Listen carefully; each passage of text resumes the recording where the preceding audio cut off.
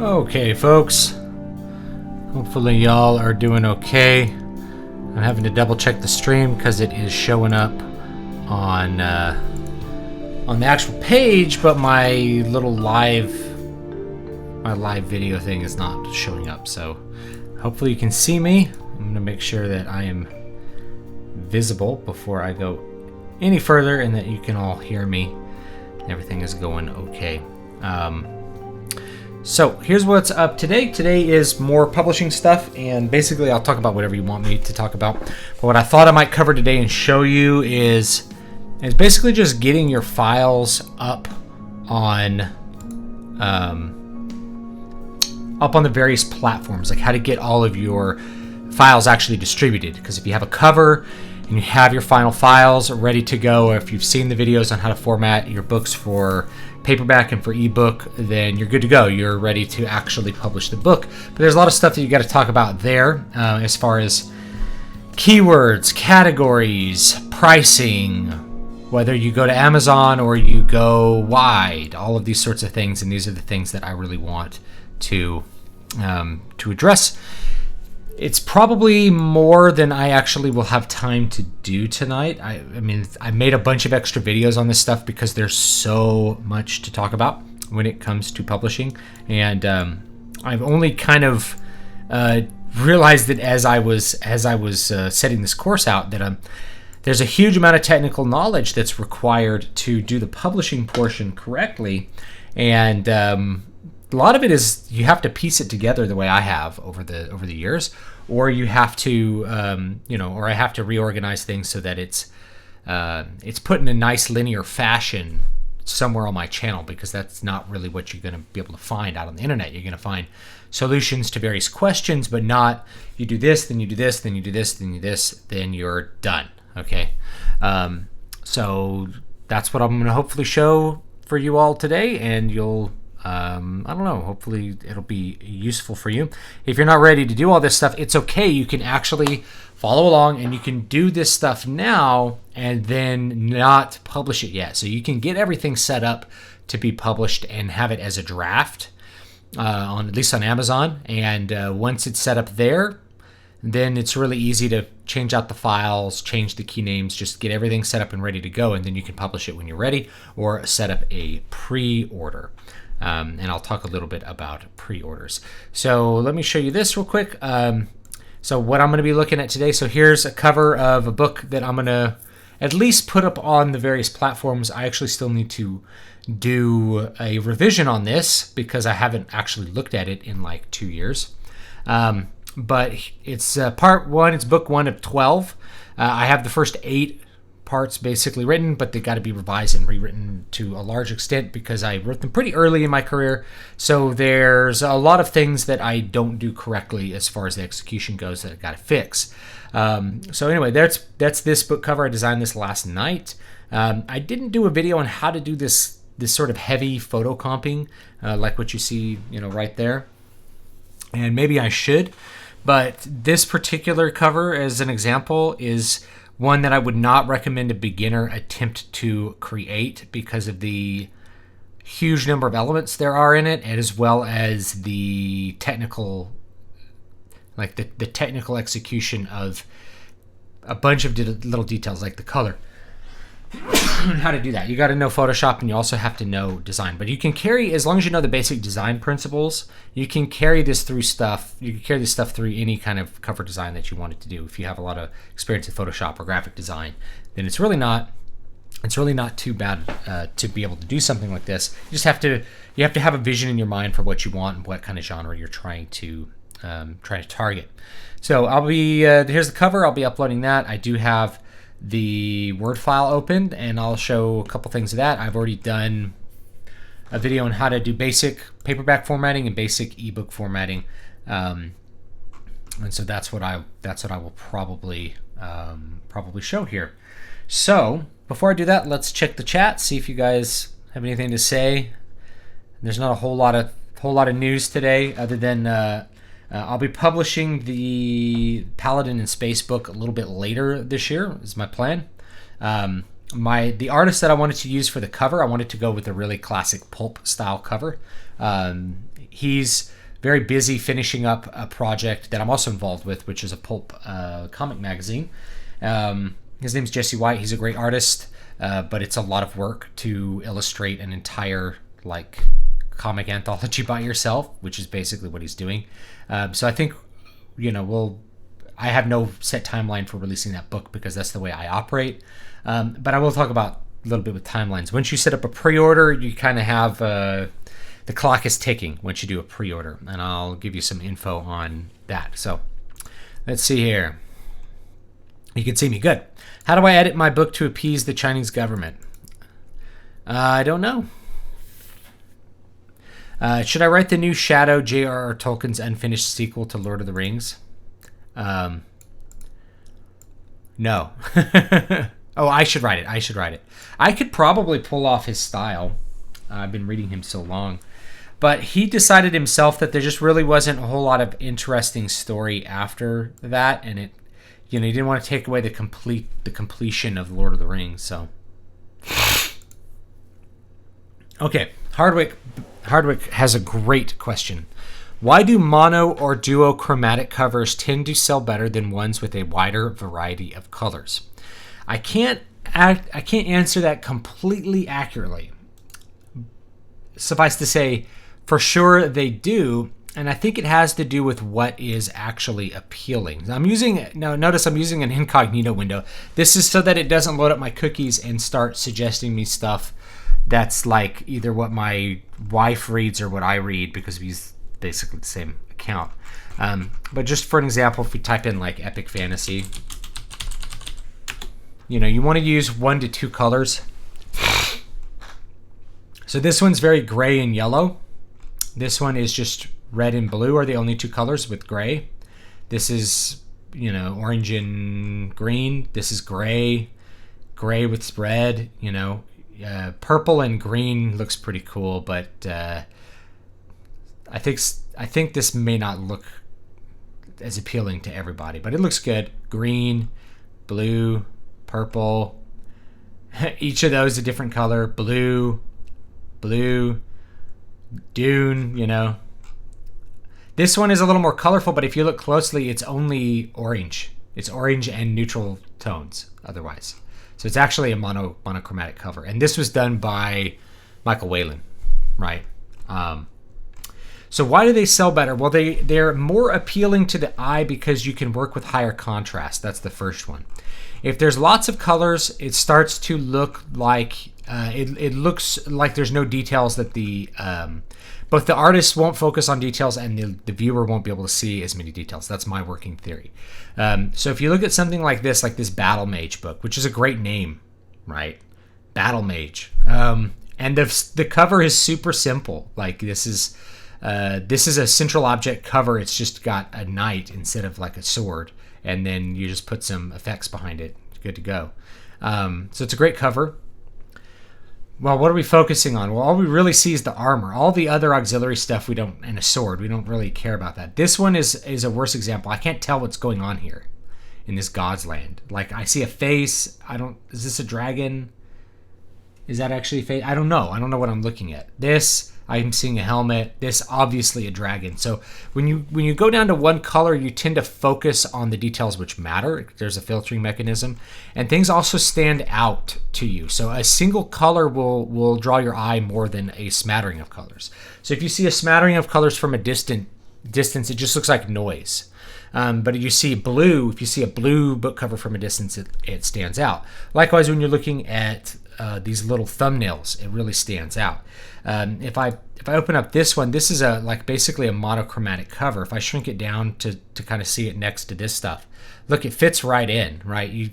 What you really perceive is gray and just this hint of orangish yellow right in the middle. There's just one little bit of color that draws the eyes, but otherwise you see a dark green-gray or blue-gray look. And you could even make it all like blue or all red, a stronger color. But because it's called the City of Silver, I kind of want it gray.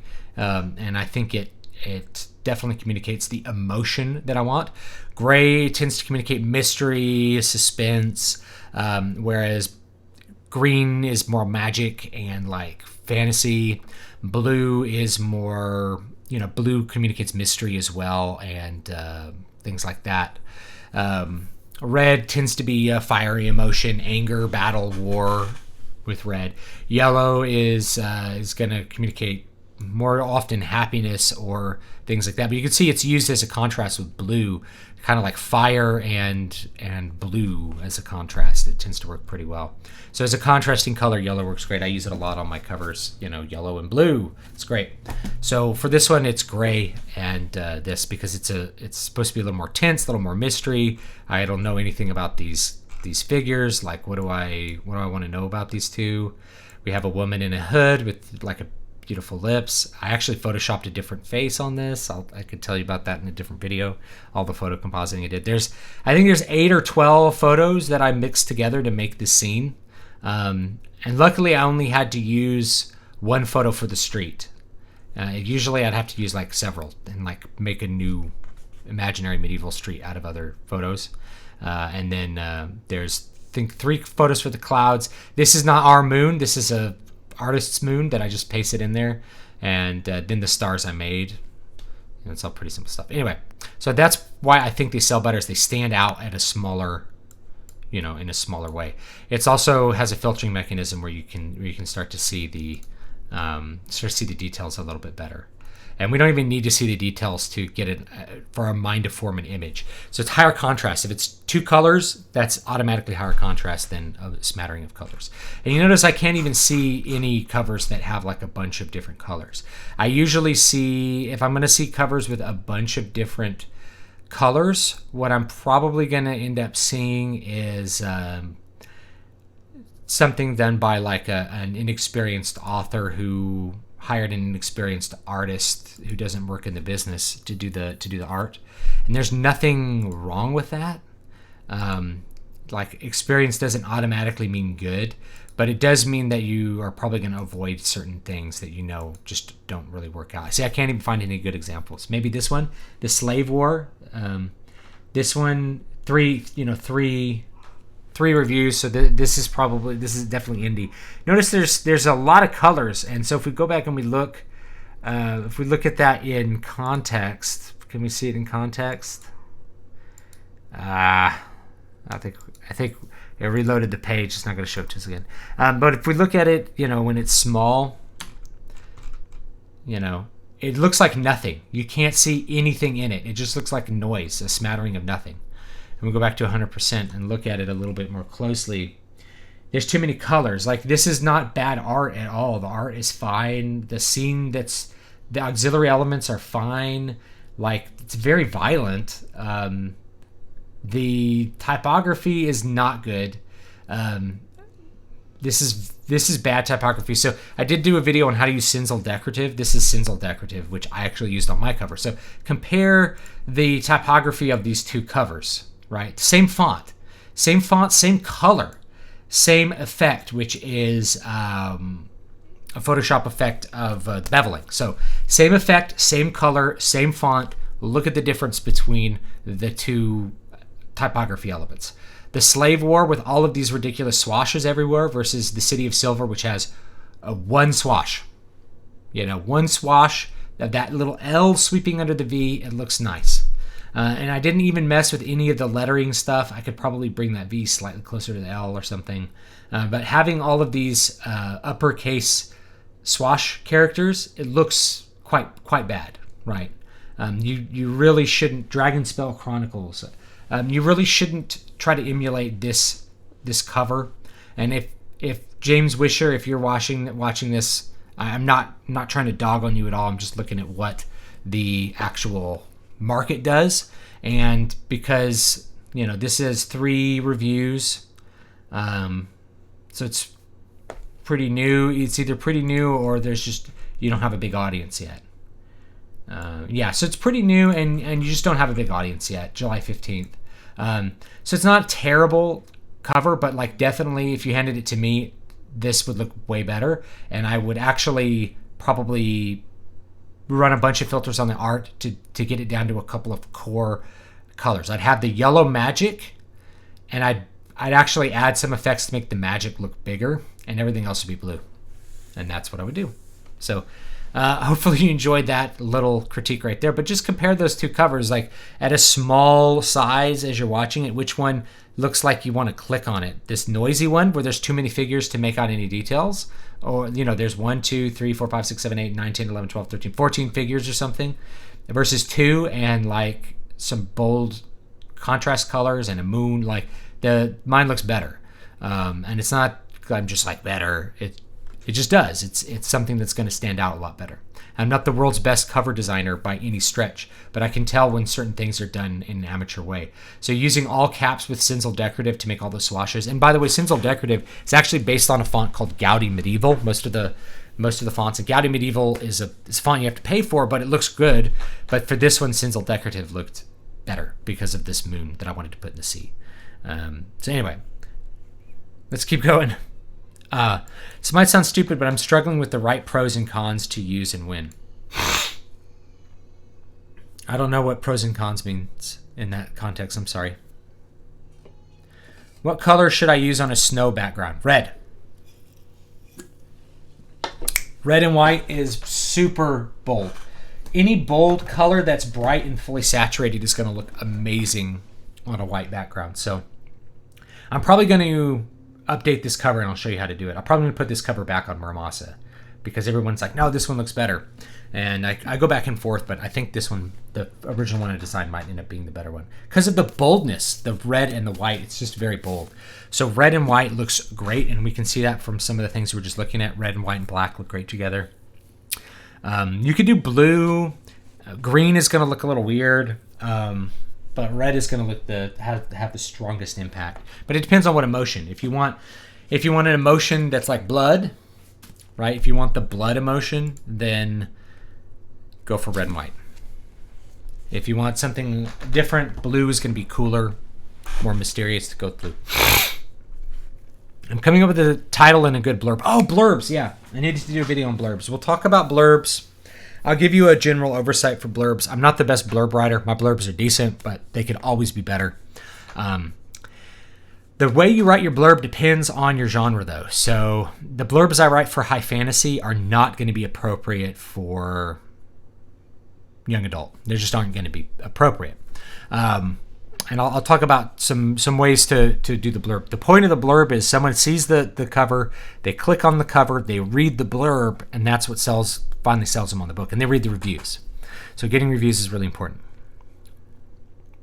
It took me a while to adapt to writing in book form after writing scripts for some time, but I've been feeling a lot more comfortable writing my book in the last few weeks. That's good.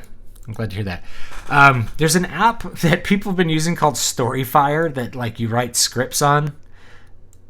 If you've used that, Jared, let me know. I have no idea what that's about. I downloaded it and wrote a story in it.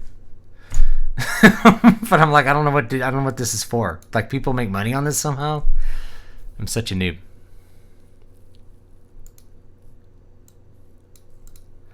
I'm sure if they paid you enough money to the Tolkien estate, you would do it if I asked you. I would do it just cause. You asked about favorite video game soundtracks on Twitter. Yes.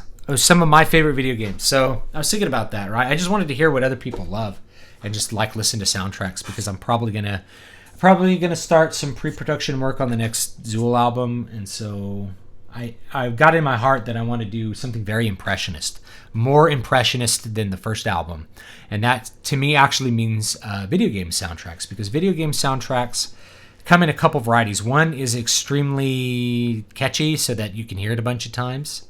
But more often than not, it's an impressionist approach, especially with something like Elder Scrolls. Elder Scrolls Oblivion has one of my favorite soundtracks. Every piece sounds like it could be, it's like some kind of continuation of Debussy or Erik Satie, and it's just great. So that's kind of the direction I wanted to go, and listen to some other things that are like that. So definitely Oblivion's one. Castlevania 4 is one of my favorites. I like it better actually than Castlevania Symphony of the Night. Both of those are great soundtracks, absolutely classic. I have to think of a couple others that I think are good. I rarely just listen to soundtracks on their own. I experience them as part of the games. World of Warcraft has a good soundtrack, of course. Let me think of what else. I have a lot of nostalgia for the Doom soundtrack, but looking back, I don't really think it's that good. I I liked all the Dragon Quest soundtracks. Really are pretty good. Final Fantasy 13. I really like Final Fantasy 13 soundtrack quite a bit. Yeah, there's a bunch. There's a bunch of great ones out there. Oh, I really like Mega Man X. It's like the precursor to Dragon Force. Would a cover like the one that the War Made of Mars issue of Planet Stories had sell well today? I'll have to look it up. War Made of Mars. And I'll tell you. Probably not. So the answer would actually be probably not in the regular course of things. So this is a Poul Anderson cover. Let me pull it up for you guys. So it looks like this. Let's find a bigger one. Here we go. So it looks like this. It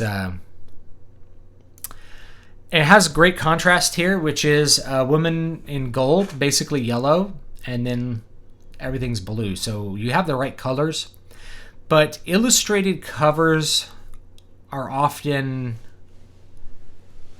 not wanted now. And when they are wanted, they're actually usually not in this style. This is a very noir kind of style. If you wanted it to look like a Pulp Rev book, absolutely, this would be great. But it would not fit in with the modern takes on the genre, which would always make it stand out. So it would do well because it stands out, or it would do very poorly because it stands out. It's hard to know. It's hard to know which. But certainly if you were marketing correctly, this cover would sell well.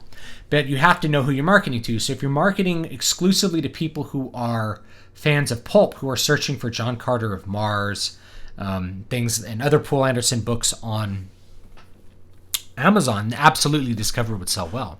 But as far as the general beliefs, I think that the wisdom would probably say like, no, it wouldn't. Same thing with this. Say this is a John Carter book right here. You know, this is very appealing. The image is extremely appealing and interesting. This would sell a cover if you were holding it in your hands.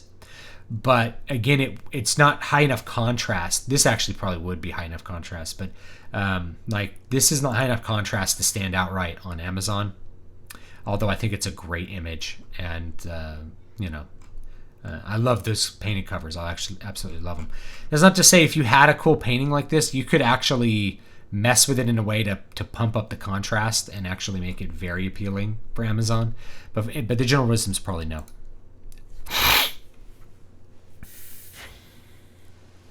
Any of the soundtracks from Fallen London, I've never played any of those.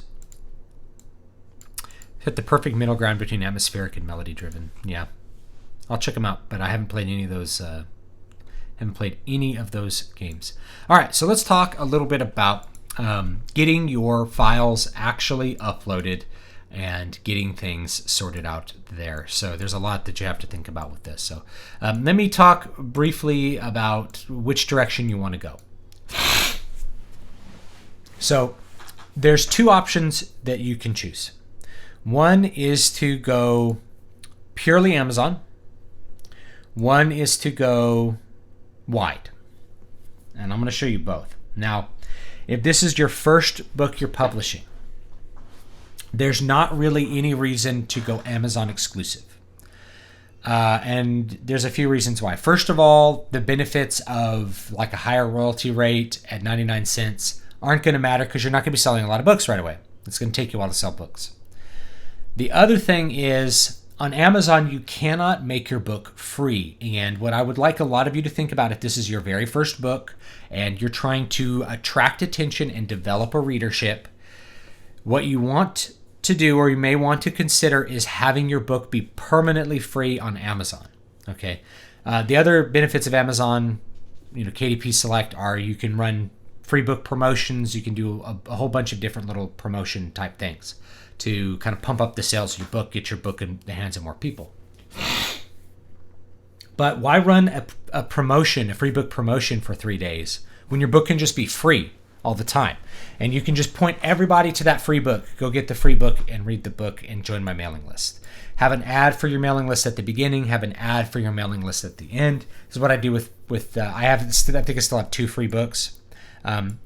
They're free. Those books are free though because one of them is really short and I just put it up. And the other one is just not a very popular book. It's just a book that is kind of orphaned in its genre. It didn't sell well to begin with. Readers aren't particularly interested in the world that I built with that. That's Prophet of the God Seed.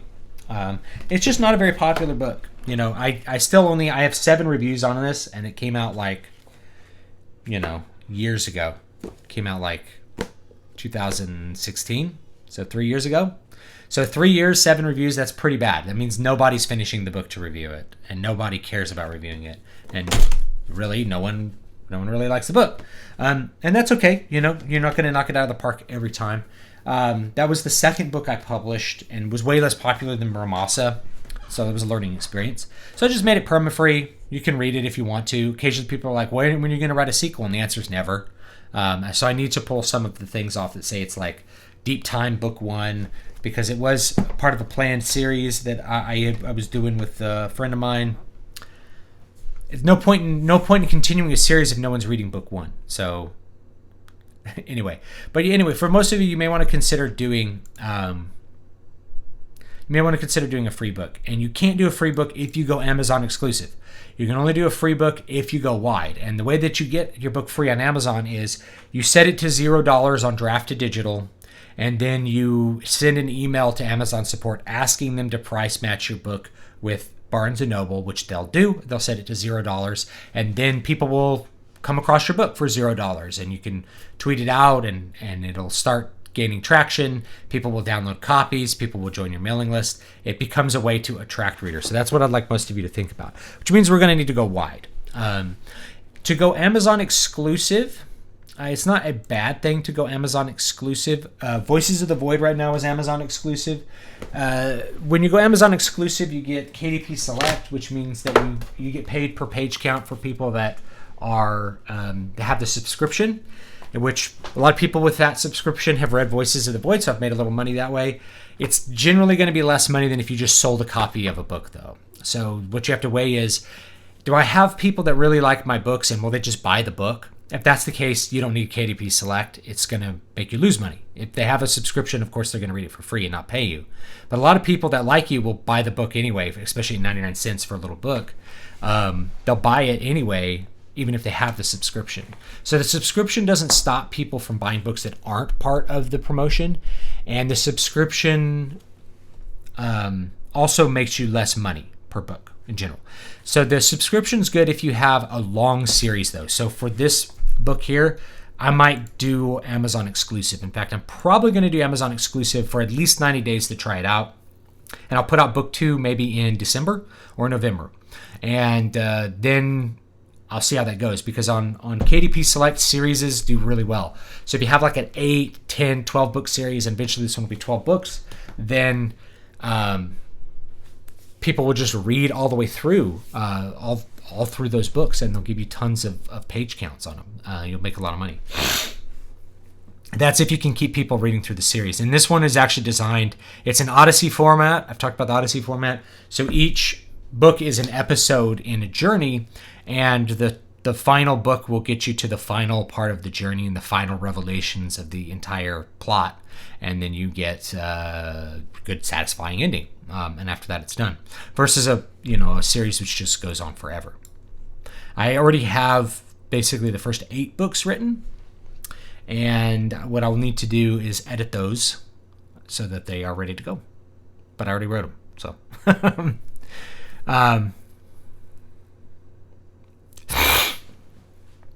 Great questions.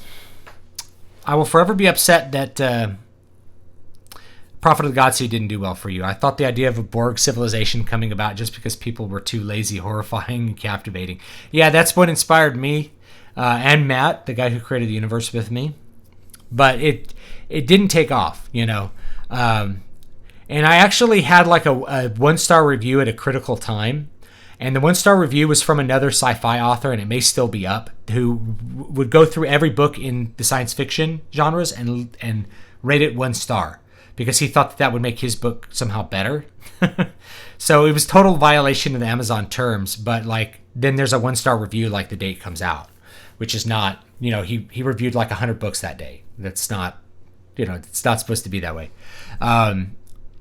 So that might have hurt it too, but in general, it hasn't had the traction. It hasn't taken off. Lots of downloads, not a lot of people reading it though. And part of it is like the way I constructed it in an original manner rather than sticking with storytelling styles that I knew worked. I wanted to do something original, and that doesn't always work. Sometimes it works, sometimes it doesn't work. You're rolling the dice. Okay. So let's see here. Do you think that putting part 1 of the insert name here saga on a book cover makes people more or less interested in buying it as opposed to a standalone? I think it makes them more interested in buying it right now, the way things currently are. And it makes them much more interested if they can click it and they see a part 2, part 3, part 4, part 5, part 6, because then they get invested. They're like, oh, this is going to be something really good. I'm gonna read this, and it's like, it has a potential to be epic. So what you're selling them on is an epic story. And that tends to sell really well, particularly in fantasy and science fiction. If you're doing romance, maybe not. If you're doing mystery, possibly, because there's the whatever main character, Nora Roberts or something, whatever the main character could have a series, if it's mystery or it's thriller or action or something like that. So it tends to make it better if you have those other books. Now, if you don't have the other books, get them out there. And you can always add them later. So this is another thing. You can always put it out as a standalone. Then if you write a sequel, you can go back and change those details later and update your cover file and put part 1 on it. Okay? Now that the YouTube algorithm is a concept... and let me one more thing. You will notice some big name publishers will not put the number of the series on the cover. It'll just say like a book of the Malazan Empire, or a book of Wheel of Time, and you have to like dig to figure out like which Wheel of Time is this? Is this number 2? Is it number 5? Is it number 12? And the reason is because they sell that in physical stores like airports, where people will just pick up a book and it could be book 8. And you don't want to put them off by them seeing book 8 and being like, well, I have to read 7 books before I can read that one. They want to see like Toll the Hounds and like pick it up and be like, I'm going to read Toll the Hounds, or I'm going to read Winter's Heart. That's a mistake, but they're going to pick it up and buy it and read it as a novel rather than read it as a series. So a lot of times that information's missing on, especially mass market paperbacks of fantasy series. Sometimes that's missing. Now that the YouTube algorithm is a concept with the front and center in many people's minds, you might consider revisiting Prophet of the Godseed with more focus on that dystopia. I won't revise or do anything with Prophet of the Godseed other than fix mistakes. Like occasionally somebody sent me a thing like, this character's eyes are green in one scene and blue in the other. I'm like, okay, I need to fix that, right? Obviously. But I'm not gonna revise. I'm not gonna update. I'm not gonna rewrite. It's a dead book. It is what it is. And in fact, I would never revise, rewrite, or update any book that I've published, ever. I would never do that, except for minor things, minor fixes. And if I felt tempted to do that, to do like a second edition, I'd have to think long and hard about that. And the reason is you never rewrite without editorial intent. Like you never rewrite unless somebody tells you to, unless you must rewrite. I don't believe in rewriting. I think it's a waste of time. If you're rewriting, I think what you're probably doing is you're suffering a lot of doubt over your execution. You might have needed to plan more. There's always editing and revision to be done, but if you're going to completely change a story from the ground up, I would rather throw the book away into the garbage and write a brand new story with a new idea. I will not integrate new ideas into old stories. I won't do it. I've done it as a screenwriter, and I hate it. I hate doing page 1 rewrites, and I won't do it. There's a reason that I won't do that anymore. It's because it's horrible. I can't imagine something that I enjoy less than trying to rewrite things that I've already written my heart and soul into and done. Like if it requires me to start on page 1 and write the story again, I'm not going to do it. You can. I'm not going to tell you not to do it, but I will never do that. I would rather throw the book away and have no one read it and write a completely new story. Planning it properly from the beginning. That's just me. And the thing is, this new book that I'm putting out, this is very much a earlier work of mine. So there's a lot more mistakes in the execution on the way. There's mistakes, there's bad decisions I make with the story, but I'm not going to rewrite it, right? I did a heavy revision of the first third of what I was doing because it needed it. I just wasn't a good writer yet. But I'm not gonna like rewrite. I'm not gonna do it. A lot of Jules Verne's books, especially 20,000 Leagues Under the Sea, use the Odyssey format. It's a great format, and if you're going to write a long series, it's probably it's probably the best format to go with because everything feels like it's its own contained episode, and everything moves you closer to the goal. Any tips on how to write a good action romance story? I don't have any good specific ones. Sorry, I meant Prophet of the God Sea universe, not the story itself. What did you call it? The Deep Time universe? Yes. So, yeah, I mean, that is something that could be part of it. For me, it was more just that, like, people became so dependent on the internet to present them the information they needed that they lost their autonomy. And they became like Borg from it. Is it okay to change genres in a book series? No. Same characters and setting, but one book is more drama, the other is more adventure, action-packed, the other is mystery. Those are not... Okay, so the answer is no, but the answer is also yes. So if you're in the fantasy genre, let's say, the first one is very action-packed, the second one is more drama, that's okay. The third one has a greater focus on mystery, has a mystery plot format, that's okay too. As long as you are sticking in the overall genre. What you wouldn't want to do is make two, like, let's say your first one is urban fantasy and your second one is just like a murder mystery. That's not okay. It has to still be urban fantasy, but you can have the focus of the plot be a mystery. You don't have to do the same kind of plot every single time, right? You just don't have to, right? You can do new and different things every time, and you ought to. So you ought to do all those different choices. However, you gotta stick with the first genre that you start with. You can't just suddenly depart from the science fiction genre and not have any sci-fi elements or ignore them. As of September, in fact, it's probably good to have, say, like, the reason Harry Potter is so successful, or one of the main reasons, is that it's a mystery format in a low fantasy setting. So it feels very novel because of the mystery format. As of September, 27% of adults say they haven't read a full book in the last year. What do you think readership has dropped in the past few years? Nope. I think most people never read to begin with.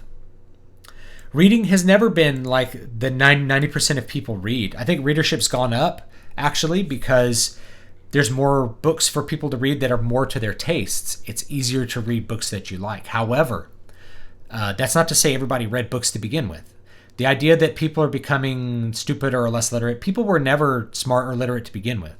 I've had family members, I've known dozens and dozens of people who never read a book as an adult. Probably a quarter of them. And they're like 60. They're like get to be 70 years old and they've never read a novel as an adult. They only read in school when they were forced to because it doesn't interest them. Okay, so I don't immediately dismiss claims like that. Because there's a lot of consideration to think about it, but I don't think readership has dropped. And if you look at the numbers, sales have gone up. They're kind of plateauing, but sales don't go up for years if people are becoming less literate. So the literacy rate's the same, but people who are literate but maybe didn't read that much became more interested in reading a couple of years ago because there were more fun things to read. And to me, that signals that the Big Five, or formerly Big Six publishers, had just lost it at some point in the 80s and 90s. They just didn't even think about publishing books that people like to read. So I think what we had was kind of a revitalism of reading, rather than, like, it's not going down. I mean, it might go down, but one of the things you have to think about is that if literacy drops, it's almost certainly because of immigration. Because immigrants come in and they're less literate than first worlders. That's just the way it is. So if you're testing everyone, including immigrants and the children of immigrants, of course there's going to be less literacy because they don't come in literate, at least as literate as white Westerners. So that's you're comparing apples to oranges. What's much more interesting to think about is the literacy of whites, because that's one ethnic group that hasn't changed. It's not there's not a large group of whites immigrating into the United States anymore. So literacy rates of whites is what you really should track. Literacy rates of blacks also worth tracking, but you shouldn't try to compare those two groups too heavily because they come from different socioeconomic backgrounds in average, So if you're like, well, like blacks increased their, so I got into an argument with someone online with this because I'm like, after they made public schooling compulsory, literacy of whites dropped. So schools made people less literate than they were before they were forced to go to school.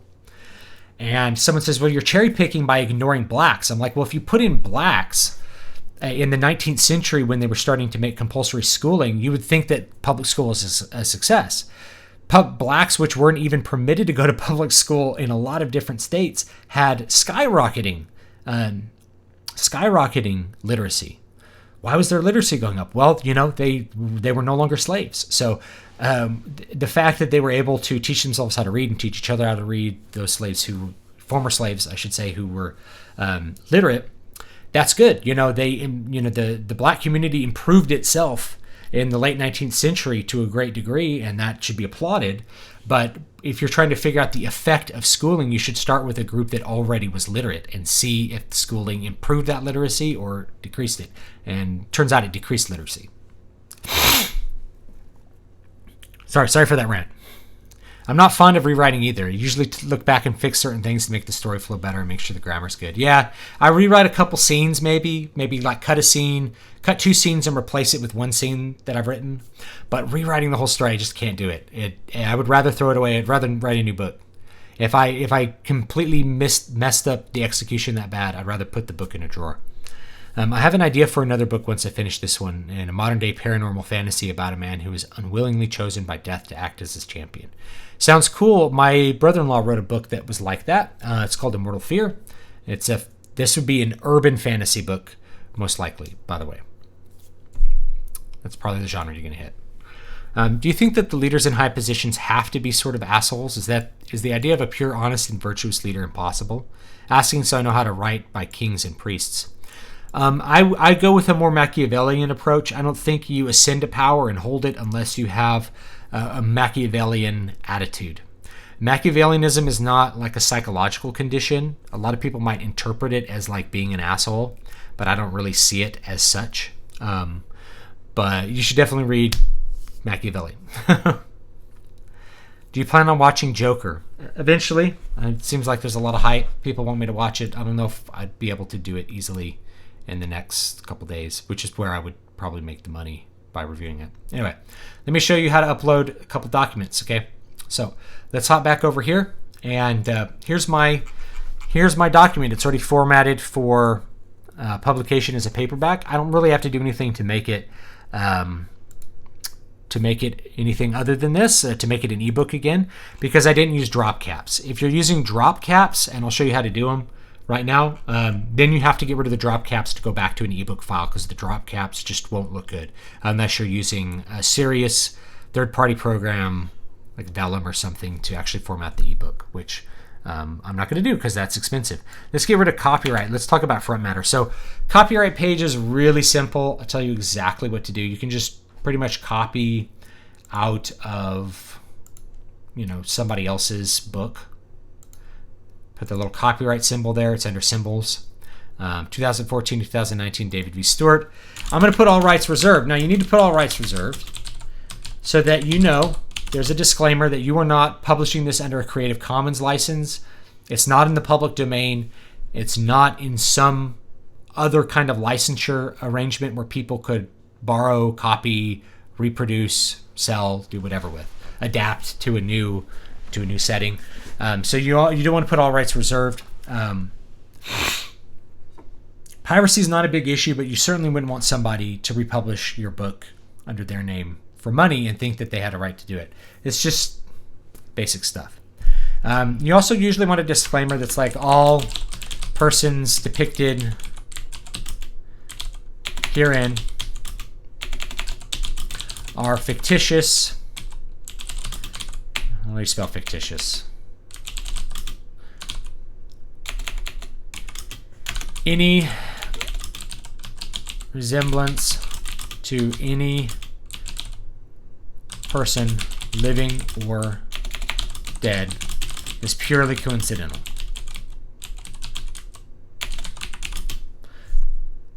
Oh, how to spell coincidental. There we go. Other font matter I like to put in is like I put font information. It's just for people who are into that, and some people are, other writers are. So you know, body font is Arno Pro. Headline font, it's going to be, I think, a Trajan Pro. Now another little thing here you have to put is like who did your cover design. So it'd be cover design by David V. Stewart. And I always put like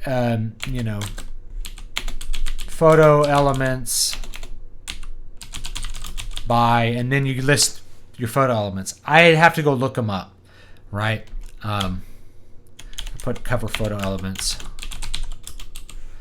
I have to go look them up on my license history, but I'd have to list like 8 or 9 people who made these who made the assets, or let's do cover assets.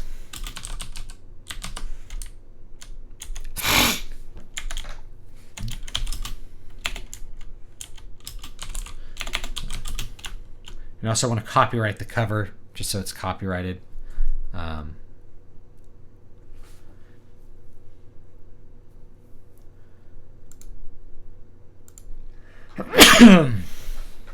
that's your front matter.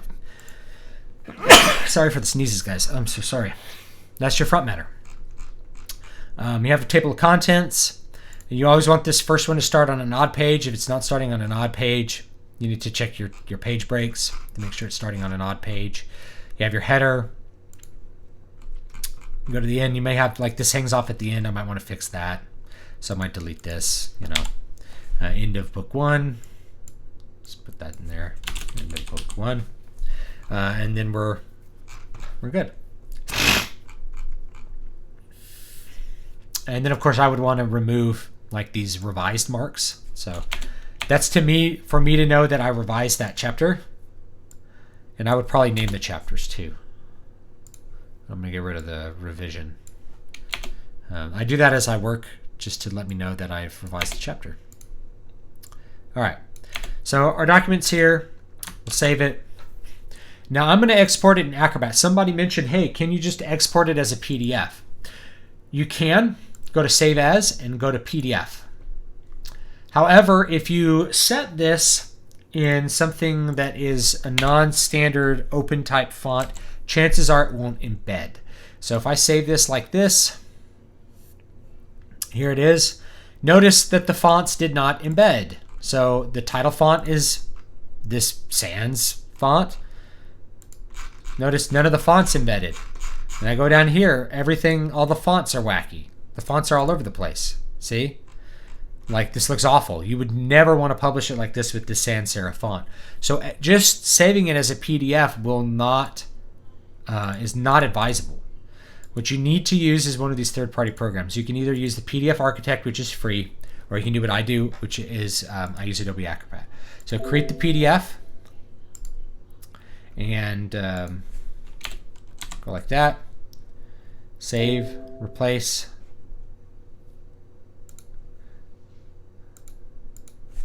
Uh, 10, 9, 2. Here we go. Notice how much longer it takes to actually make the PDF and for the program to generate it. Now that looks correct. This actually looks correct.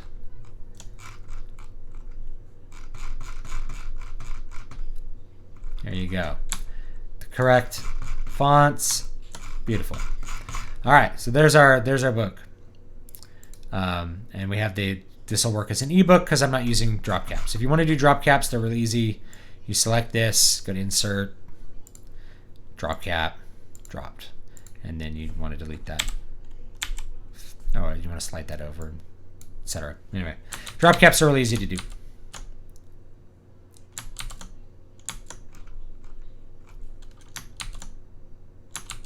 There we go. All right. All right, that's it. Now, let me show you first. Let's look at KDP. So this is kdp.amazon.com. If you're in the UK, it's going to be kdp.amazon.co.uk. Okay. You can sign in with your normal Amazon account. You don't have to make a new account. And you're going to end up with a dashboard that's going to look something like this. So you say bookshelf, reports, community, KDP Select. Community is for answering questions. KDP Select is going to be just some info on KDP Select. But on your bookshelf, you'll see a bunch of books. So I have a bunch of books I published. Your bookshelf will be empty if you haven't done one yet.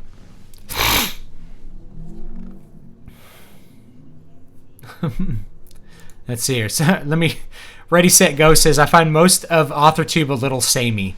You are a breath of fresh air, not an upper middle class white woman in her 20s. And you give practical information, so thanks for that. You are so welcome. Yeah, I don't interact with AuthorTube. I didn't know what that was until someone's like, there's a thing called AuthorTube. And I'm like, okay.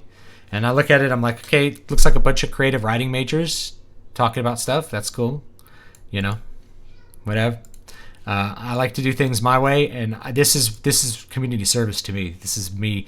I've spent a bunch of time learning information that was hard to learn, and I just want to teach it to people so that they don't have a hard time. Ray Bradbury wrote a short story about death picking a person to be his companion. I don't know. I guess I haven't read that. Should the any resemblance bit be left out if the book contains historical figures like Abraham Lincoln? Great question, Hardwick. Let me give you the exact wording I've used, because this is historical fiction. I said any historical... Okay, here we go. This is a work of fiction. All characters and events portrayed herein are fictitious. Historical persons are used fictitiously, and this work should not constitute a work of history or scholarship. So you're just making it very clear that this does not represent a history book. This is a book of fiction.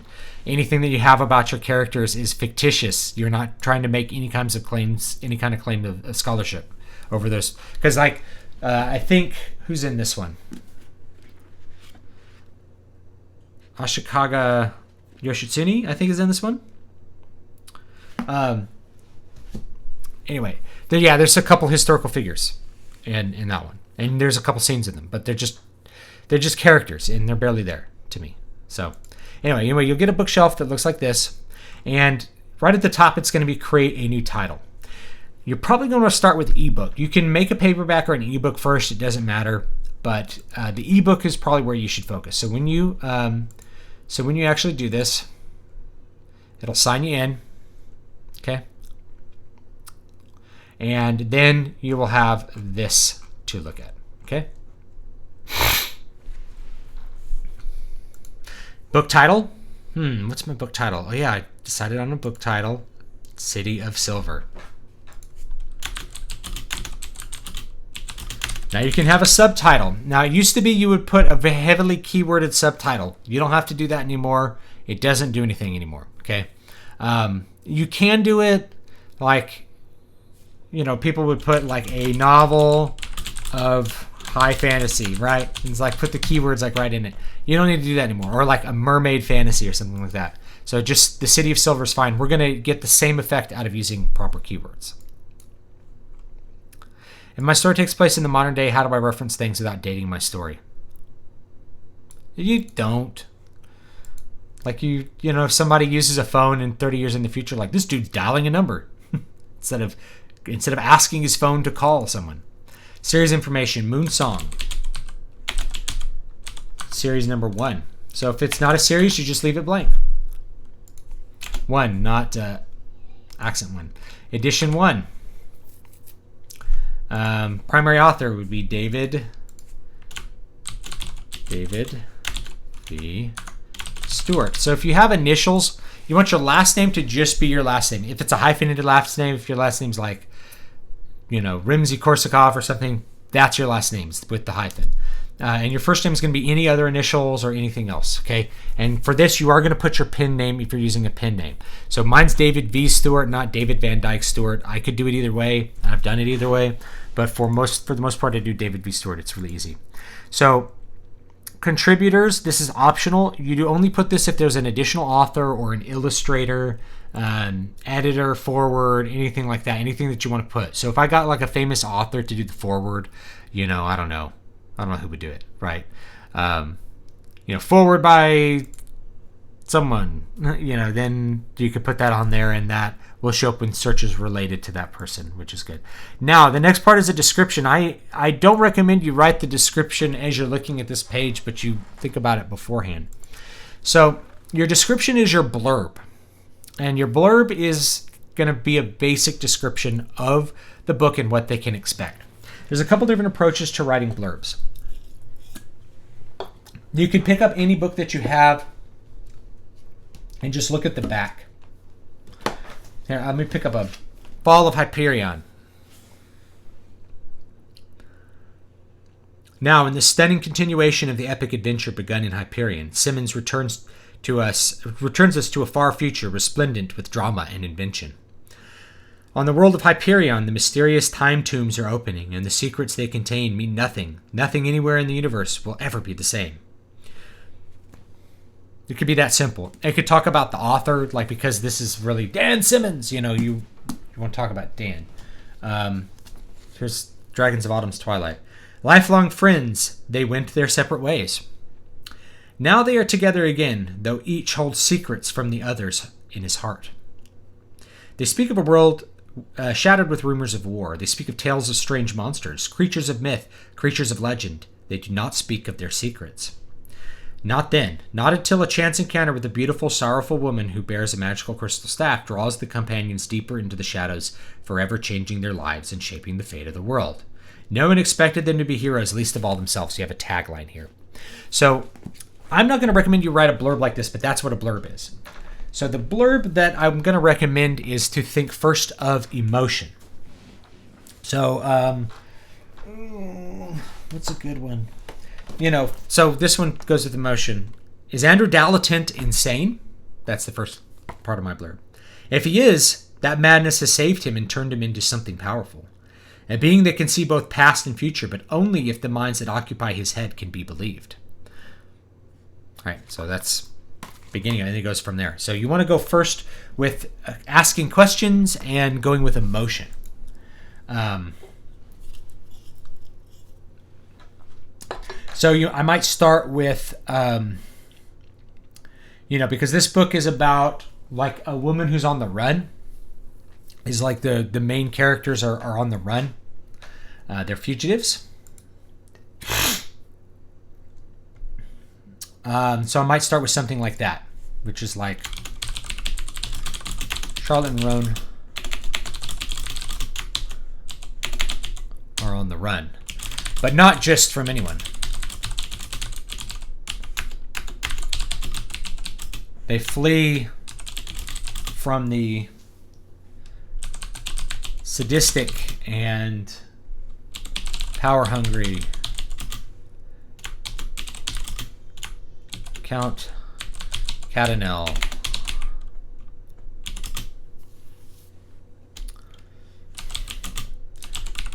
who will stop at nothing to see Charlotte, his unwilling wife, now so we're putting something in there, returned to him whole.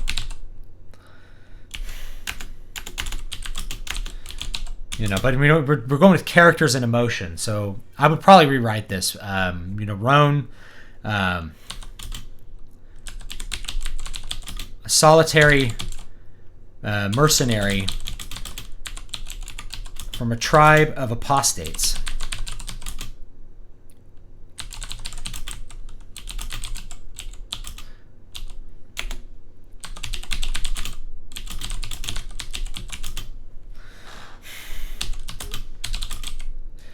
A solitary mercenary from a tribe of apostates, feared for their ability to use magic, is her only hope for escape.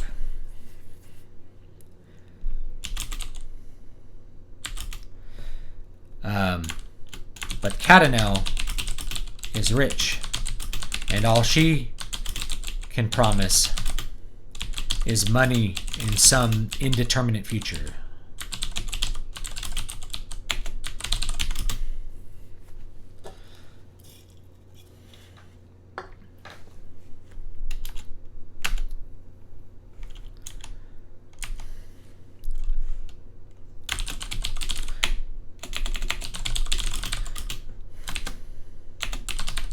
And we want to kind of end with emotion and something that prompts the reader to want to read, to figure out what the solution to the mystery is going to be. So we all like to end with a question for this style of blurb.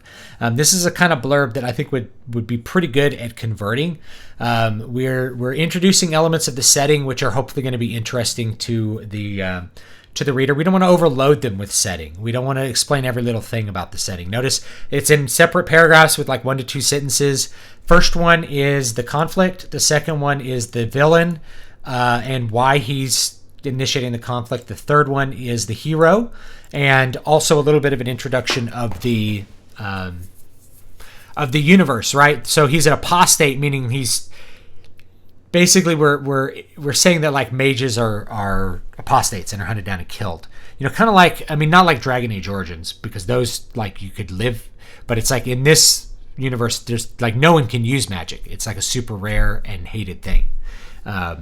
So that's kind of the things. I might rewrite that to like really hammer that home, but it works pretty good. Reaching at last, the Silver City.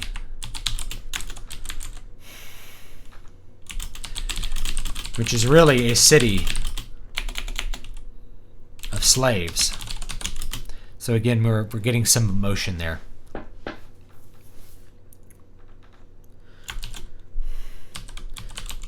Escape is close at hand.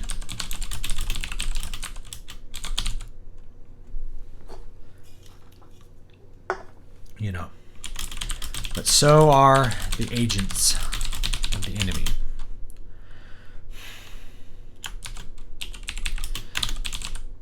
Roan's guile and cleverness be enough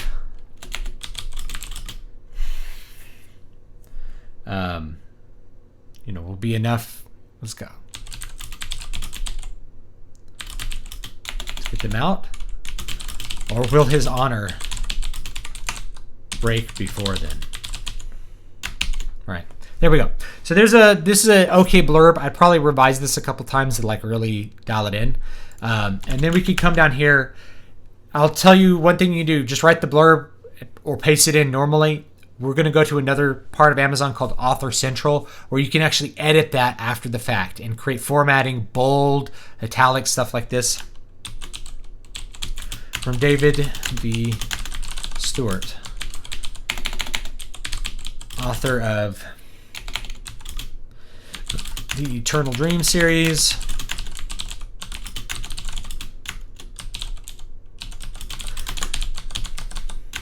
also Blood Drinker,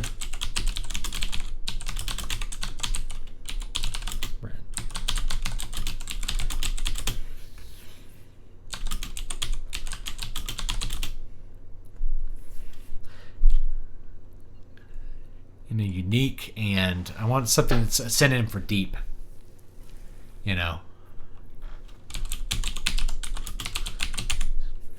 There we go.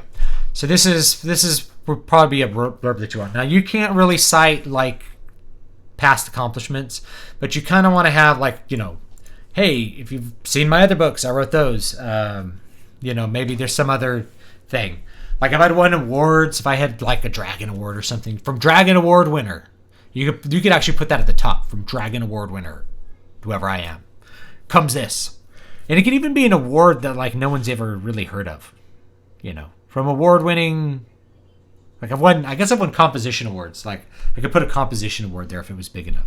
But that would make a whole lot of sense. Okay. Is it important to trademark character names or book titles if they are particularly unique or iconic? No. It's actually not important. You only really need to do full trademark application. I'm not a lawyer, and this doesn't constitute legal advice. But people think trademark and copyright law works a little bit differently than it actually does. Let's say for somehow McDonald's had not filed a formal trademark, a registered trademark for the Big Mac. And you went and you registered the word Big Mac. And then you sued McDonald's for trademark infringement. You would lose. You would get, the case would actually be dismissed with prejudice right out of hand, because a judge would be like, They've been using the word Big Mac for 100 years. You're an idiot trying to register this, and I'm going to declare your registration null and void, right? They're gonna dismiss it with prejudice, which basically means that you can't refile it. Versus dismissing without prejudice means there's something fundamentally wrong with your filing, and you have to refile the suit. But you could possibly. So if it's dismissed without prejudice, that wouldn't be successful for you. That's because the trademark is bound up in the business of McDonald's, and it's been long established. So you may see TM, which is a trademark. Same thing with copyright. Just because you haven't filed a copyright or you haven't filed with the Library of Congress doesn't mean your work isn't copyrighted. It's copyrighted by virtue of the fact that you created it. And filing it with the Library of Congress is a formality in the event that somebody sues you or you need to sue somebody else for copyright infringement. There is a record that you actually produced the work before a given date. That's what you're trying to prove when you have something like that, okay?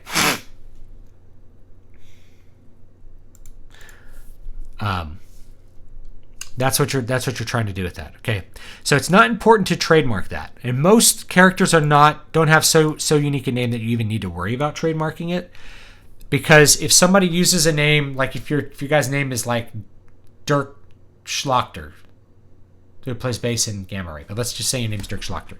That's my character's name. Someone else uses Dirk Schlachter, but it's clearly a different character. Like your Dirk Schlachter is a knight in medieval Germany, and his Dirk Schlachter is a detective. Okay, they're not the same character, so you don't need to worry about that. No one's getting confused. Trademark exists for a specific reason, and that's so that you can't have people basically using social investment, like basically stealing the value of social investment. So let's say that I have a company called McDonald's, and I advertise for the company called McDonald's, and I build up a brand called McDonald's serving good food to people for decades on end, and then somebody else opens a restaurant called McDonald's. Well, if they're not paying me for the use of that, they're not franchising from me, then what are they doing? They're leeching off of an actual monetary investment that continues to be done by the McDonald's Corporation called advertising. And not only that, they're deceiving the people that come into the store by telling them that it's a McDonald's restaurant when it has nothing to do with the corporation called McDonald's. Then it can also harm McDonald's if people go in there and the food is garbage and now they have a negative opinion of, or the food makes them sick and gives them food poisoning. Now they have a negative opinion of McDonald's, the trademark, the brand, even though that wasn't McDonald's store, if that makes any sense. So you don't really need to worry about trademark stuff for your titles. The copyright exists because it exists. If somebody uses the exact same title, I mean, it could be a legal issue, particularly if they're trying to tell the exact same story.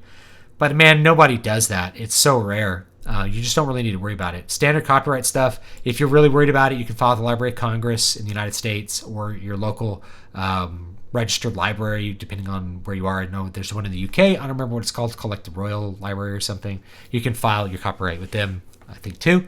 Or you can send it to the Library of Congress in the United States, the biggest library in the world. I'm having a hard time making the perfect cover. Do I need pictures of my characters on my cover? Can I just make an epic landscape? So you don't need pictures of your characters. These are stock photo models, but they kind of represent the characters that are in the book. So when they see this, and then this goes with the blurb, you kind of want to mention what's on your cover in the blurb, you know. So this is, you know, this works. Notice you can't really see their faces. That's intentional because you want to project onto their faces whatever you wish to project. And it also lets you use whatever stock photo model you want. If you don't want to use one that doesn't look exactly like your character, you don't have to. Maybe your character has blue eyes and the model has green eyes, but you just show them from the nose down. So you see something beautiful part of the woman's face and maybe her neck or whatever. And then that's all you see. And you don't need any more to kind of titillate someone, right? So no, you don't need pictures of the characters. However, I think it's a very good idea to have a humanizing element of some kind. A really good, easy thing to do. And I've showed how to actually recreate this cover exactly. Is the cover to Name of the Wind. It's really easy, man. It's like it's the cheapest cover that you could make, man. I can make this cover in like 20 minutes. This is a really cheap book cover. This is like one of the easiest kind of book covers that you could make right here, is this Name of the Wind book cover. And I've shown exactly how to make it and exactly what fonts to use in some cases too, right? It's orange and blue. It's a landscape, and the figure, notice the figure is just a dude in a black robe, and he's just pasted onto dark grass. If you look closely, if you have a paperback and you look closely, you can see it's just a stock photo cut out and pasted on a landscape. It's horribly cheap. It's almost embarrassingly cheap. This one looks much better. But this one has a lot more design stuff going on here. But it's still the same idea. Notice this figure's in like a cloak. Only when you get like a painted cover do you start to get something that like maybe starts to resemble characters. I probably wouldn't bother trying to make the characters exact unless I was doing a painted cover. And then you're doing a painted cover. You can have it do whatever. Notice a lot of representations. It's the character from behind so that you don't show the face. That's very typical. Okay? Very, very typical. This is a very, very cheap and easy to do book cover. So no, you don't need it, but it's good to put a humanizing element. Notice mine, you can't clearly see their faces. Even this woman, the face that was here was so dark, I just grabbed a really pretty girl's face and did some Photoshop magic and stuck it on there because I thought her lips and nose looked really beautiful, and I thought the red lips would stand out and would be attractive to somebody clicking. You know, it's like this woman here, it's like, whoa, there's a beautiful woman. And not that the original model wasn't pretty or something like that. She was in the right pose with the right outfit in the right way. It was just really easy to grab the most beautiful mouth I could and just like stick it on there. And this guy, you can't see here. I blocked out his feet, so you can't tell how bad he looks. But if you look really closely, like his garb is a mixture of things. Like this is, I think, a hoodie, and then his feet. He's wearing Converse sneakers in the original stock photo. He's wearing Converse sneakers. So I'm like, all right, we're putting you behind some scenery, my friend, so that no one sees those sneakers. But even if you just stuck him on there with the sneakers, half the people would never notice that the dude has sneakers. It's kind of like there's a stormtrooper wearing white Nikes in the original Star Wars before they did the special editions. So if you have them on VHS, you can find it somewhere. There's a stormtrooper wearing white Nikes because they lost the little foot pads and they needed to do the shot, so they just had him wear white Nikes. And it worked. No one noticed. We only noticed because we had the home video, 20 years later. And like, did you see this? Oh, if you freeze this frame of Return of the Jedi, you can see a breast come out on the side. This is what 11-year-olds do, guys. All right. How do you feel about words versus literal translation? My name's Alexander, but that's Greek for protector of men. I think it's better to use a name for a name. Yeah. Versus a title for a name. Speaking of McDonald's, are you familiar with how Ray Kroc took it over from the McDonald brothers and claimed to be its founder? I haven't seen it. No, I haven't. I'm just talking about brand. McDonald's is just a well-known brand. I actually don't know the story of McDonald's at all. Yeah, I actually don't know that. I haven't seen the Michael Keaton movie either. I'm bad. All right, anyway, going back here. So here's our blurb. I own the copyright and I hold all necessary publishing rights. You are only going to click public domain work if you are republishing a public domain work.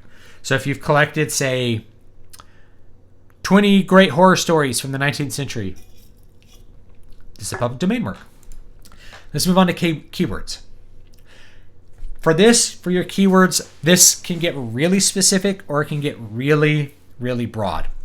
If you don't have access to a program like Publisher Rocket, chances are you're going to put in bad keywords, but it's okay. Your keywords are going to help you determine your category search. So for this, I could put in a couple keywords, which is going to be like,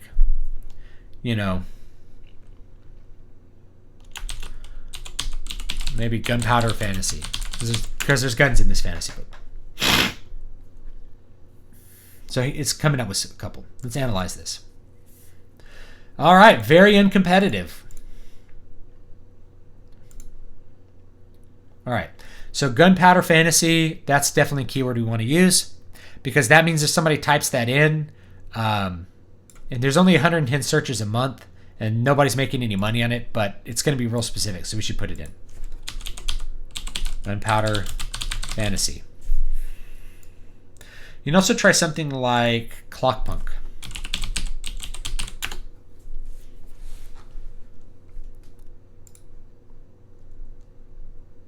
So yeah, Clockpunk has a lot. Clockpunk fashion. So maybe we'll do Clockpunk as well. Let's try a couple more. We're gonna do Manapunk. This isn't really a Manapunk book, but I think I could really sell it. Yeah, there's no one doing this, right? There's no one doing Manapunk. All right, so Clockpunk is good. We'll do Clockpunk. I mean, you could even do Steampunk. This isn't Steampunk at all, but you could do it. It's very tangentially related probably to Clockpunk. Clockpunk is just like 16th century stuff. So no locomotives, but like complex clock pieces and stuff. You know, you have a bunch of these. Steampunk Fantasy. You see this is going to be pretty low competitive, but look at the number of competitors. There's a lot. Steampunk Western.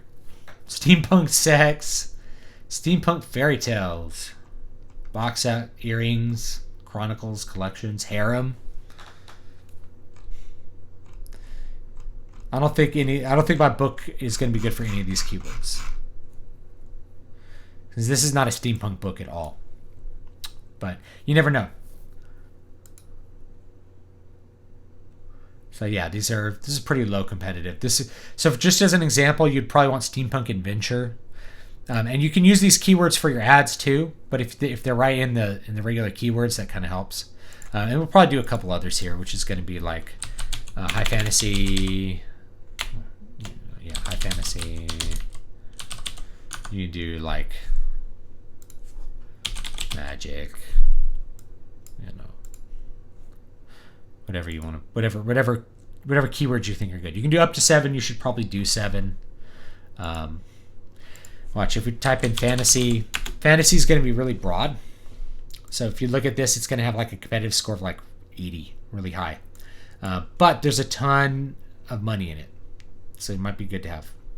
Fantasy books, fantasy blacksmith. That doesn't. Harem fantasy adventure, fantasy and magic. That's pretty good, but it's pretty high on competitive score. If you don't have access to this, just do your best guess, and you're also going to want to pick things that like target your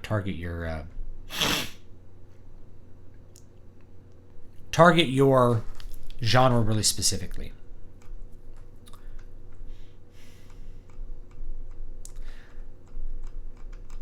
You know, if there's elves, you probably want to put elves in there. If there's a dragon, they're featured. You want dragons. That's a good one.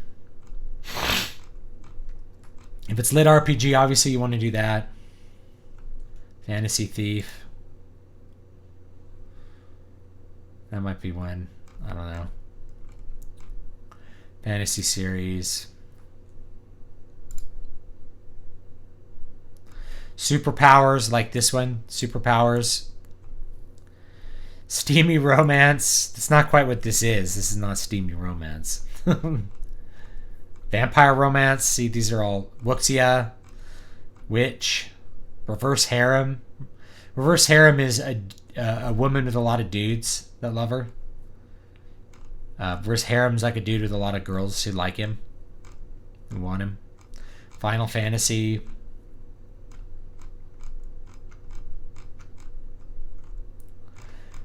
Yeah, it's whatever. Fantasy football ends up in there too. So there you go. Have you ever read The Princess Bride? Yeah, that one's actually pretty funny. I have read it. I'm trying to remember William Goldman who wrote it. He wrote it as if it's an abridged edition of somebody else's work. It's pretty funny. Is the movie a faithful adaptation? I don't know. Yeah. I mean, the movie's really different in its presentation. So yeah. Clockpunk equals Thief: The Dark Project. Yeah, that's the Clockpunk is totally going to be appropriate for this. I think Gunpowder Fantasy.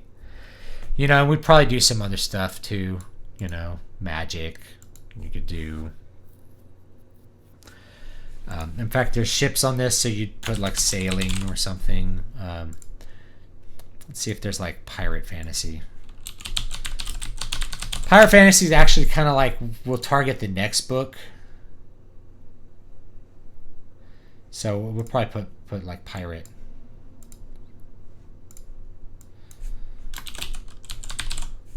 And it'll work. Maybe we just type in pirate. Pirate's 100% competitive. It's the most competitive thing out there. Pirate and the Princess. And pirates. Pirate from the Stars. So you might do like pirate fantasy. You know. Adventure. You know, and there's a romance in it, so you could put romance, but you really don't want to use romance. Even if like one of the main stories is a romance, you kind of don't want to use romance because it's going to put you in romance genres, which is not really what you want, man. You don't really want that unless you're specifically writing in that. You kind of want to stay out of there. So like, yeah, like pirate fantasy, adventure. It's pretty low, but actually quite a few searches. So I mean, like pirate fantasy adventure would probably be a really good one. But that should show up there. And I don't know, we can think of one more. Has to do with fantasy. Guns. Or musket.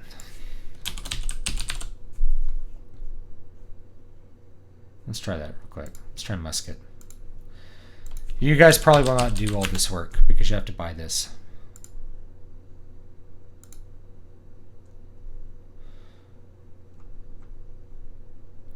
Musket fantasy. Pretty low search, but you know, maybe we'll go versus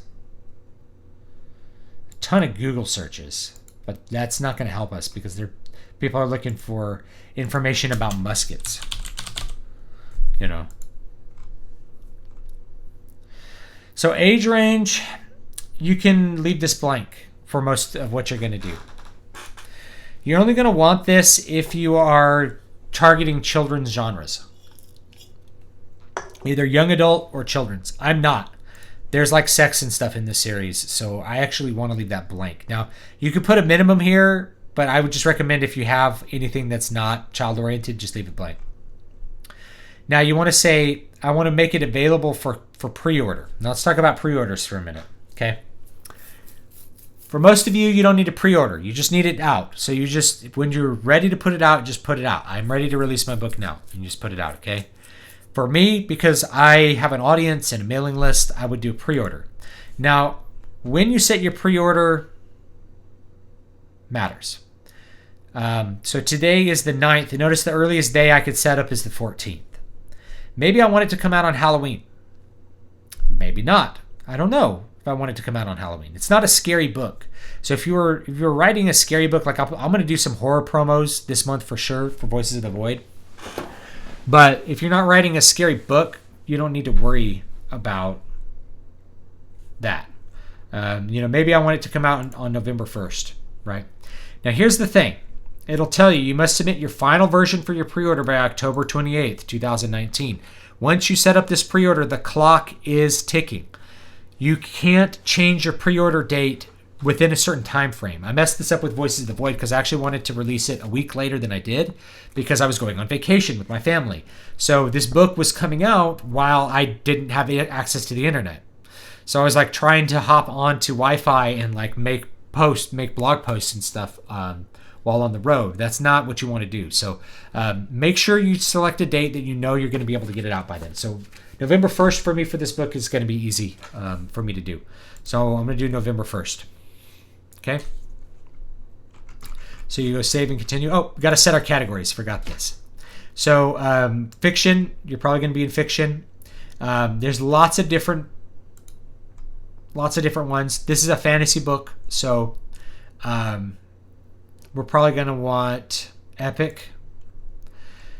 So dark fantasy is going to be something that's actually like either gruesome or there's a young adult dark fantasy isn't even really gruesome. Young adult dark fantasy is like Twilight. Real dark fantasy is like Black Company or Berserk. That's actual dark fantasy. That's a kind of a problem on Kindle, just so you know. So this isn't really qualify as dark fantasy, but it could be general. You could also do something like action and adventure, but that's really a different thing. So we want general and epic. On Draft to Digital, you can set more categories than this. Now, there's actually a whole bunch of, you notice juvenile fiction, you could do stuff here, like fairy tale and folklore. I have one that's in this in juvenile fiction. Juvenile LGBT. So I don't like the sound of that, but whatever. Comics and graphic novels, whatever you happen to be doing. So this is good. And then we're going to go. So when you do Draft to Digital, you can do a whole bunch of categories. Now in Kindle, there's hundreds of hidden categories. And so when you actually know what you want to do for your hidden categories, you have to email support and ask for your book to be put into those categories. And we can actually look up lists of Kindle hidden categories.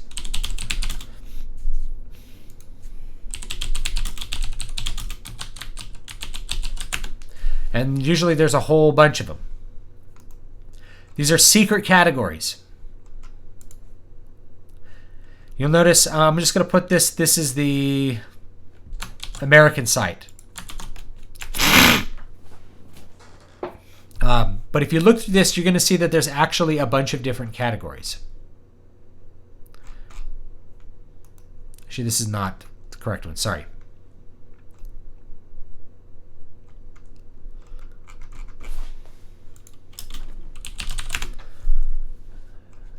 Nope, not the one I'm looking for here.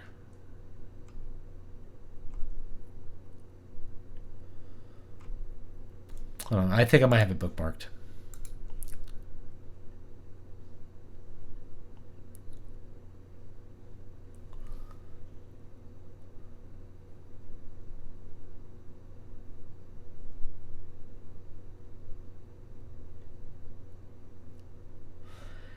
Well, maybe I didn't save it.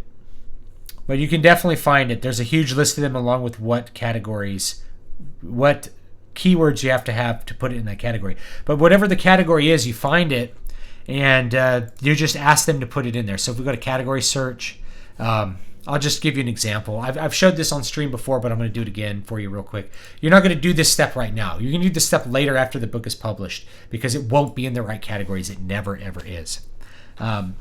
So let's go down here to literature. And no, we don't want literature. So you could do literature and fiction, fantasy. You could do science fiction and fantasy.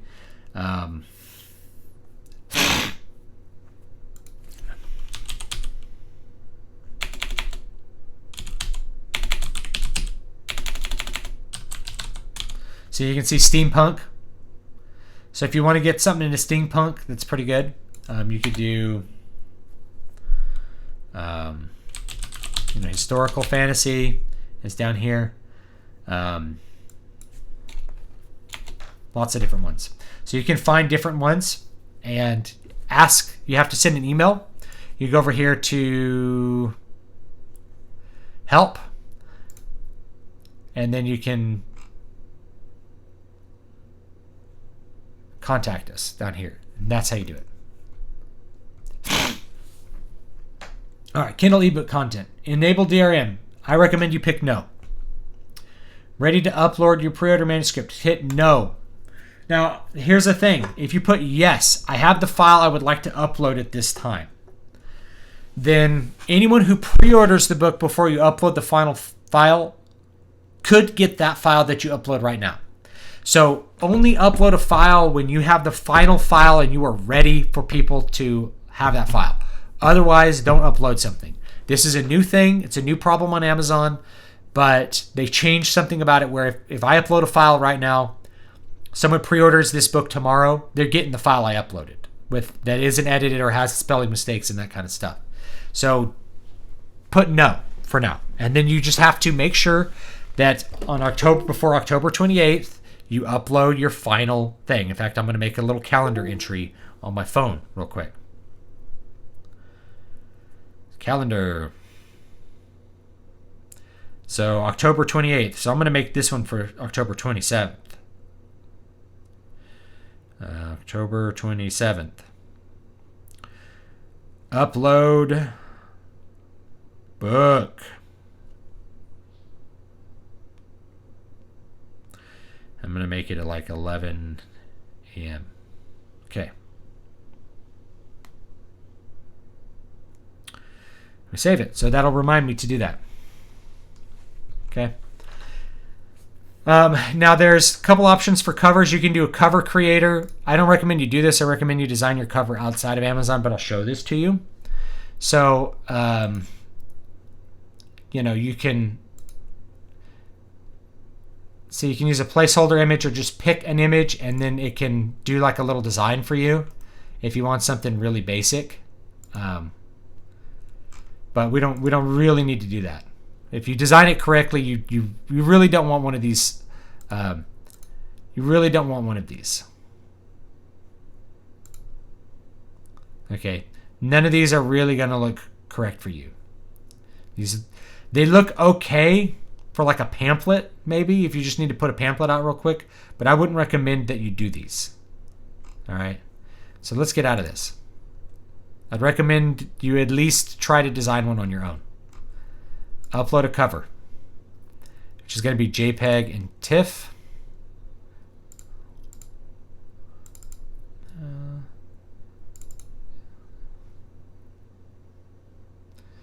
I totally misspelled the name of it and everything right here, but here it is. Sorry for the allergies, folks. If it was a horror book, wouldn't it be better to release it a little before Halloween? Yes, I think so. I think you're correct. After this story, I was thinking of doing a story about a fairy and a superhero. Do you think that would work? Yes, and that's 2 categories that you could hit. Do you believe there's any truth to the Myers-Briggs personality types? I think how you express yourself and how you act is up to you. I think everybody has a unique personality in a way that they operate. If you want to know my Myers-Briggs, I'm a, INTJ-A, assertive, which I guess is the rarest personality type. It's also the personality type of like sociopaths and tyrants. So I don't know quite what you do with that. INTJ-A. It's called the architect personality. What is it? It's introverted. What is N? I don't remember. So yeah, I have an INTJ-A.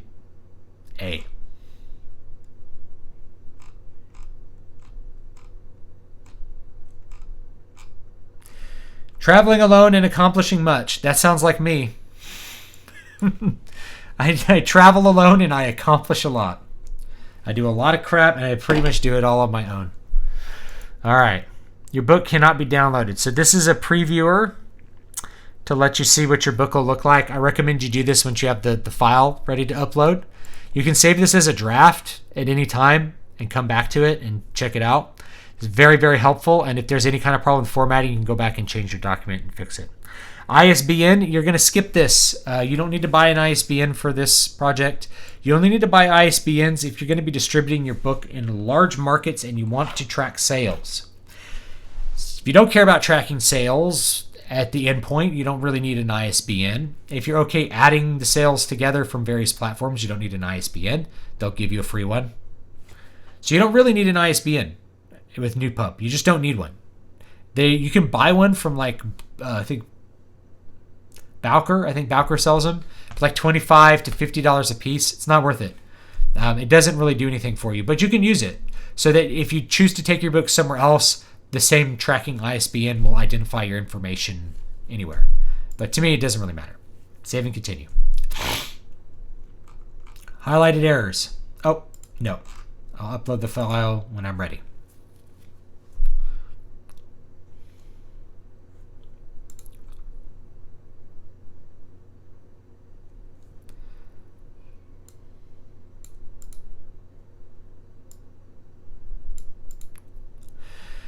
Let's see here. Any idea for alternate for the typical first name, last name naming order since things like family names weren't always around? Yeah, so it would be, if you want to be a little bit archaic or you just want something that's a little bit different, it would be, your name plus some sort of unique identifier. So it'd be like, Cato the Elder, meaning the older one, right? Or, Leonardo da Vinci, the son of Vinci or from Vinci. A lot of Scandinavian names, like Ericsson, means Eric's son. It's not that. So you could do Eric, you could do Michael, son of Eric. Son of works. Now, in the Japanese convention, last name comes first. So family name comes first. So, the quote first name, your personal name, your Christian name. It's you used to call it your Christian name, but so Taoka Yoshio, he's Yoshio, right? Yoshio is his name. Taoka is his clan. It's his family. It's his family name. But in Japan, you put that first. So it would be Ashikaga Yoshitsune. Ashikaga is the family name. That's the name of the shogun, right? So you can do something like that. That's a little bit different. People will pick up on it quick, though. They'll pick up on it really quick.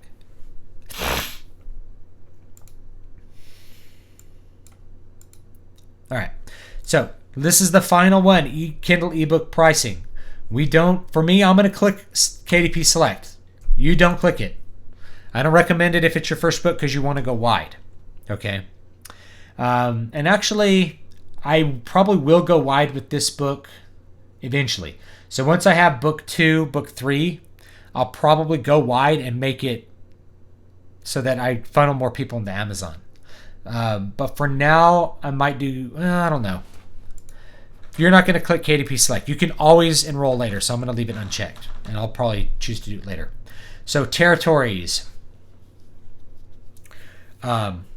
All territories. There's no reason to do individual territories unless you're doing something where it's copyrighted in the United States but not in a different language or not in a different area. So the United States has the stiffest copyright laws. If you own the copyright or it's in public domain in the United States, chances are it's in public domain all over the world. Okay, so we're going to do all territories. You don't really need to worry about this. So pricing support. Here's what you need to know. So if you're going to price your book at 99 cents or free, you're going to need to do 35%. It won't let you do 70% at 99 cents. So this is going to be a 99-cent ebook for now. All right. So it'll give you your royalty, 35 cents. If you choose a 35% royalty, there's no delivery fee. If you choose a 70% royalty, there is a delivery fee. But you notice you have to do $2.99. So if we do $2.99, you'll see that, again,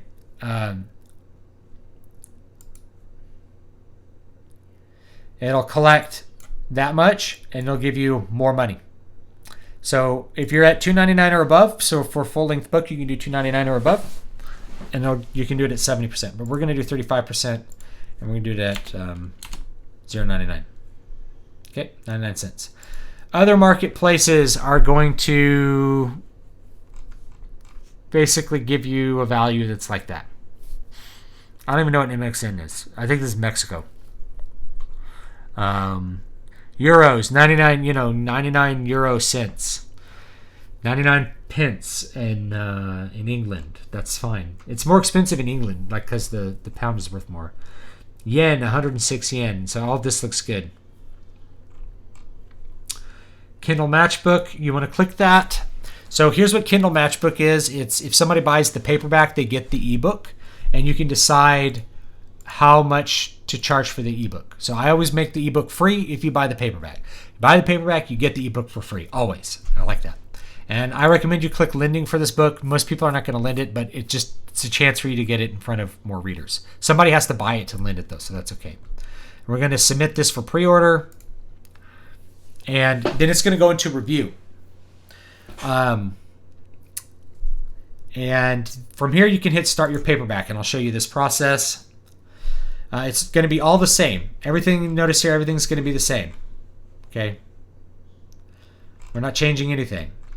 Leave everything as it is if you did it correctly. We're going to choose 2 categories. fiction, fantasy, general, we're going to click epic. Does this contain language, situations, or images inappropriate for children under 18 years of age? You have to have discretion with that. Adult content is usually going to mean like romance or erotica. Mine has violence, violence but no sex. Get a free KDP ISBN. That's what you want. It'll just paste it on your cover. Publication date. You can't actually set up a pre-order for this. So you'll notice that you only have these options for publication. This means that if you're going to publish your paperback, you either have to do it before your pre-order goes live or you just have to come back and do this later. From here, you're going to select 5x8, which is what I've set this in. Black and white with cream paper. Glossy. I recommend a glossy cover finish. Glossy makes the art look much better. If it's matte, it tends to look... I do have a matte KDP book here, and it's not one of mine. Matte tends to look... I don't like the way it feels on my hands, so it tends to look like this. Not as high contrast because there's less light reflecting off of it. But for a bright cover like this, it looks fine to have matte. And it kind of says nonfiction to me. Nonfiction book. But this is definitely a KDP book. I could tell right away when I got it. It's a cool book, by the way. I do recommend it. It's a good read. Orthodoxy and Heterodoxy. Who wrote this? Stephen Damick. Yeah. So, cool book. Oh, you probably can't see it because it's tiny. There. See, it's nice and matte. It doesn't look quite as bright. So if you have a bright cover like this, matte looks good. If you have a dark cover, then the glossy looks much better. And so for most fiction books, I recommend the glossy. Upload your paperback manuscript. You're gonna select the PDF, and it's gonna upload it. Now, there's two options that you can use for making your cover. First one is to use your cover creator. Other one is to upload a print-ready PDF. You want to have a print-ready PDF if you can because you can design everything. But I'll show you what the cover creator ends up looking like if you want.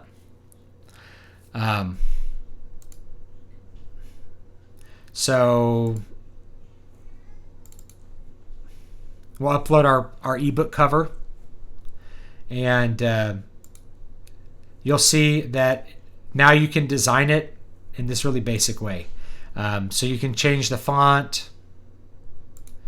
You don't have to have a drop shadow. You can change it like you want a serif font. Not that one. This is like a very fantasy one. Probably just want...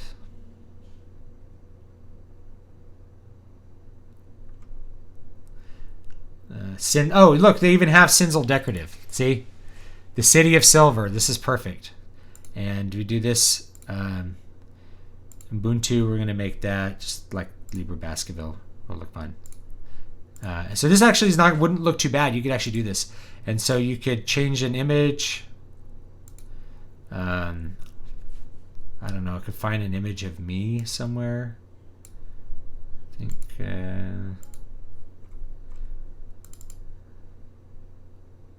this is going to lag out because it's my regular hard disk. So slow. Anyway, so you can put an author photo here. See if I can find the promo pic. Or just pick that one. Okay. And so then you put this here. David Stewart is the author of more than 10 books. Okay, that's fine. And then you put your blurb there. You copy paste your blurb in there. And then that's what it would look like. And we already have the barcode set up. This would actually look okay with my cover. I'm really surprised that they had Cinzel decorative, but it's a really popular font, so they're like, we'll just put it on there. So this actually wouldn't look too bad. Or you could have like you could put the cover again here or something else, or like just maybe this part of the cover. There's a bunch of things you could do really easy to design this. Personally, I would want to make a more complicated wrap design, but I'm really surprised how good this looks. So you could totally do this just this way, and it would look fine. Okay. And then you could preview. You'll have a preview step where you can look at the whole thing.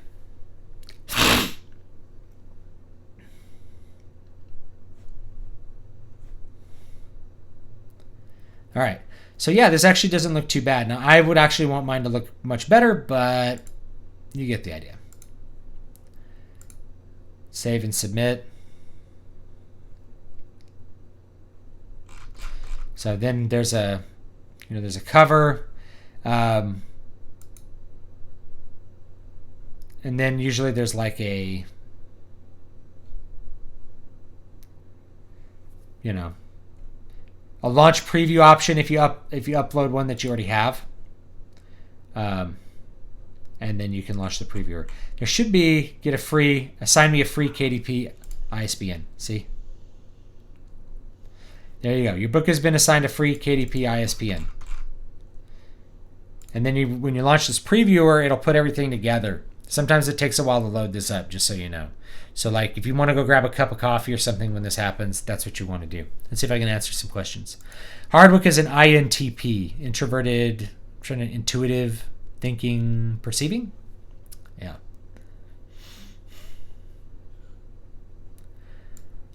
Mr. Death and the Red-Headed Woman by Helen Eustace. That's an interesting name. Yeah, juvenile LGBT. There's also, there's a lot of categories. There's categories with like no books in it, where you could print you could publish a blank book, and actually get number one with it. Actually, wouldn't be too hard if you have like people who will buy it right away. Anyway, while this is doing this, let's talk about Draft to Digital. So, Draft to Digital has a really similar look. Draft to Digital is a platform that I recommend using as everything but Amazon. It'll do Amazon for you too, but you really want to manage Amazon on your own so you can do Amazon ads. But Draft to Digital will let you do every other platform, pretty much. There's a couple that are missing, but it's not a big deal. Technically, Smashwords, I think, has the most, but Smashwords also has like a 30,000 word document on how to format your ebook properly, and it's mostly dumb stuff. So I recommend just Draft to Digital, which operates with normal files and will actually format your ebook for you. What's cool about Draft to Digital is you can actually use it to create your Mobies and your what's the other file format? EPUB. You can create those for distribution on, say, something like BookFunnel. So here's a bunch of mine. Notice it says publishing for all of these. That is because I updated it to do something. So normally this will say published and it'll be green. Here's what I like about this platform. Besides the fact that it does everything and it collects all the royalties for you, it also has a thing where there's like a books to read link. So if someone wants to get it on a different platform, let's say, they don't want to buy this from Amazon. So I hit this books to read link and I can just say, hey, you don't want to buy it on Amazon? Great. Here's a bunch of other options. And I can just send a link like that. People can click and be like, oh, I want to get it on Nook. And it'll take you to the Barnes & Noble store, $4.99. No Barnes & Noble reviews. Average review, 0.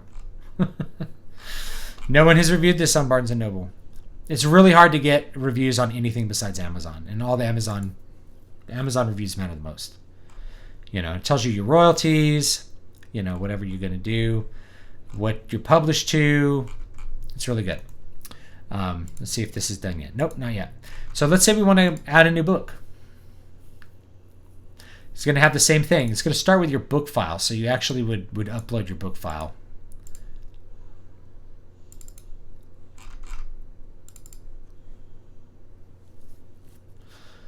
So you could do the PDF actually, or you could do, let's try the PDF. I've actually never tried the PDF.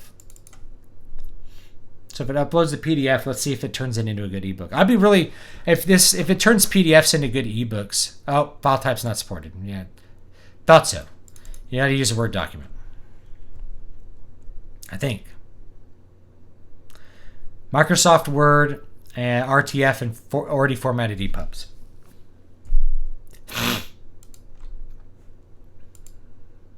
This is still taking forever. Okay. Title. It's going to be...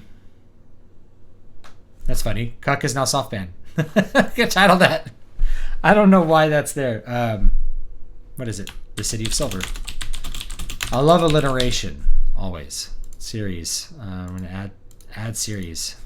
Moonsong. Volume number 1. Description. You're going to grab your blurb from Amazon, which I should have copy pasted, but whatever. I'll go back and get it later. Contributors. It's the same thing. So you notice you're getting basically the same thing.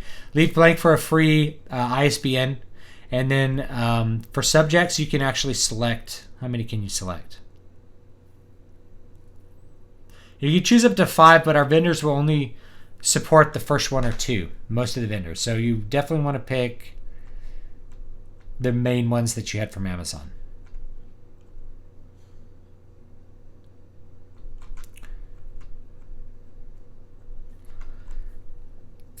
Fiction. Fantasy. So you do like epic, romantic, right? You could do something like that. Because there's a romance, I could put romantic in there, but we'll do general, and we do romantic. You know, you can do whatever. We wouldn't do romance. Fiction. See, there's cyberpunk. Steampunk is on here. So maybe we do steampunk or something.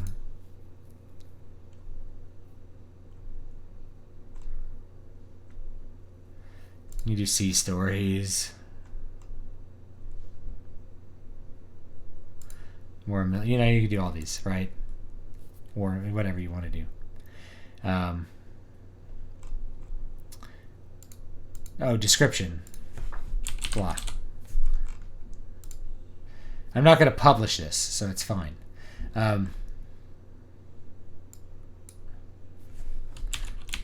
Here, I'm going to do this to get back to there. KDP. And we're just going to... Oh, I can't look at this right now. It's okay. It's fine. So once it's done, I'll get the blurb out of there and go.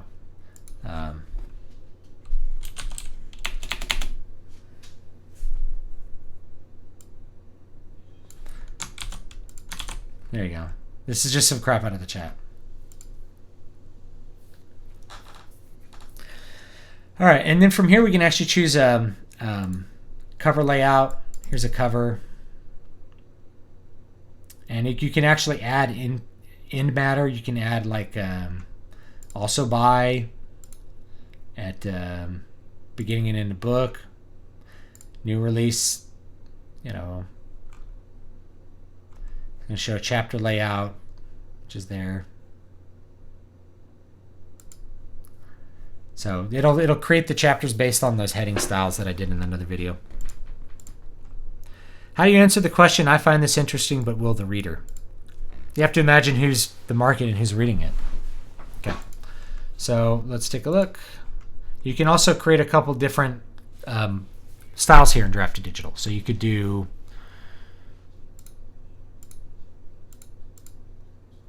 Midnight Oil. This will just put some dumb little stuff here. Right?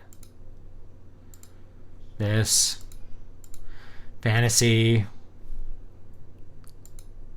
That. A little dragon if you want. I tend to just go with the simple.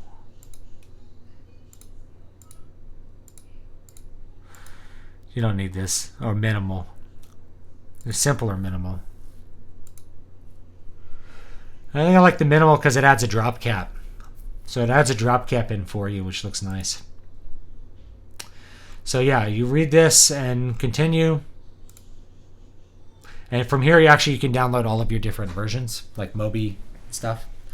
And then you can set your price, you know, 0.99. and then you can decide what stores you want to do it to. I'm not going to publish right now, but you can do Hoopla, which just does library services.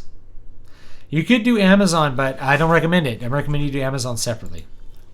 All right, it's still generating the print preview. It's going to be a while, guys.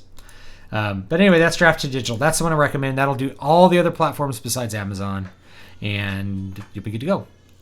What are your thoughts on the 1932, 1959, and 1999 versions of The Mummy? The movies? I'm guessing. I think I enjoyed all of them. Truthfully, I think I liked the one with what's his name? Didn't they come out with another one with Tom Cruise? I didn't watch that one. Or is that one not spoken about? I think I liked the one with what's his name? Brendan Fraser. That was fun. All right, this is going to take forever, but basically it'll generate a print preview, show you what your interior of a book looks like, give you a good idea of what it's going to look like, and then you can approve it. Okay, and that's basically going to be publishing your book, guys. It's that simple. From there, you can advertise it on Facebook. You can experiment with KDP ads. That's beyond the scope of this course or what I'm doing with this, this video, this live stream. So we'll have to cover that kind of stuff maybe some other time, and we can get into that. Well, once this is done, then we'll look at it, and then we'll probably go. David, do you see your writing ever diving into nonfiction? Yes. And if you have already, and I'm not aware, I apologize. You're extremely insightful, and I think you can produce something impactful. I've written tons of nonfiction blog posts, like a lot of them. They're just like far in the past, and I find that it's easier to get traction making videos about the same topics. So like if let's say I publish, I've had a couple blog posts that for some reason like go viral every once in a while. Like every once in a while I get like 1,000 views in one day of this article I wrote on monetary systems. It's like hypothetical monetary systems. For whatever reason, it like people keep relinking to it years later. I don't know why. Yeah, I've written a bunch of nonfiction articles, but like if I do a video on the same topic, it'll get, orders of magnitude more views. So like, if I put it on the blog, 100 people read it maybe, if I'm lucky. If I do a video of it, it's 1,000 to 10,000 to 100,000 to 1,000,000, depending on the subject, So there's just a way bigger impact with the videos as far as articles. Now, as far as writing books, I would write a nonfiction book, and then I'd have one to sell if I was willing to make a lot of content that was kind of centered on that. So if I were to make a book on, like I might put out a nonfiction book on writing, not on what most people do for writing, which is like, here's a surefire method to get a bestseller, but like here's how to actually get your book done and get it published. Here's the discipline that you have to have. Here's the routine that you have to have. Here's how you revise basically all the content of this course or of the stream. Here's how you actually plan a story. Here's how you plan a story. Here's how you make yourself finish the draft. Here's how you edit it. All that information in one book, and how to actually publish it, all that stuff. That would be good. I have another one I might put out, which might be just like a list gathering one, which is called like Keys to Prolific Creation, which is just kind of flim-flammy. No, I don't want to call it flim-flammy, but just different ways to arrange your life so that you're productive. Ways that I found that make me productive. Making sure that I'm always doing work every day, making sure that I'm healthy, making sure that I take time to analyze and enjoy the art that is fueling my inspiration, making sure that I actually publish things to see how people like them, and I don't have fear of failure, and I avoid perfectionism, things like that. So perfectionism is a big one. A lot of people call themselves perfectionists when they're really it's just an expression of fear. Fear of judgment, that your thing isn't perfect, because perfection's impossible. But even if you do something that you think is perfect, someone else will read it and be like, it's garbage. They'll hate it. So how do people handle that? If you have a fragile ego, it can be really hurtful for someone to say your book sucks. And I can tell you that like there's people who don't like my books, and I don't want them to read the books because I want them to read books that they like. But there's people who like my books, and I want them to read my books, and I care more about writing the audience that enjoys the books versus an audience that isn't going to like them. So, if you don't like fantasy books, and this is not to say anything against anybody watching. There's a lot of people who take my writing advice because a lot of it's good general story advice, but they don't really like my fantasy because it's too weird, or the themes are not there, or they don't like the character. They don't like my writing. And it's like, maybe take what I have to say with a grain of salt. Or it's just not a genre that they like. They're like, man, I don't like elves.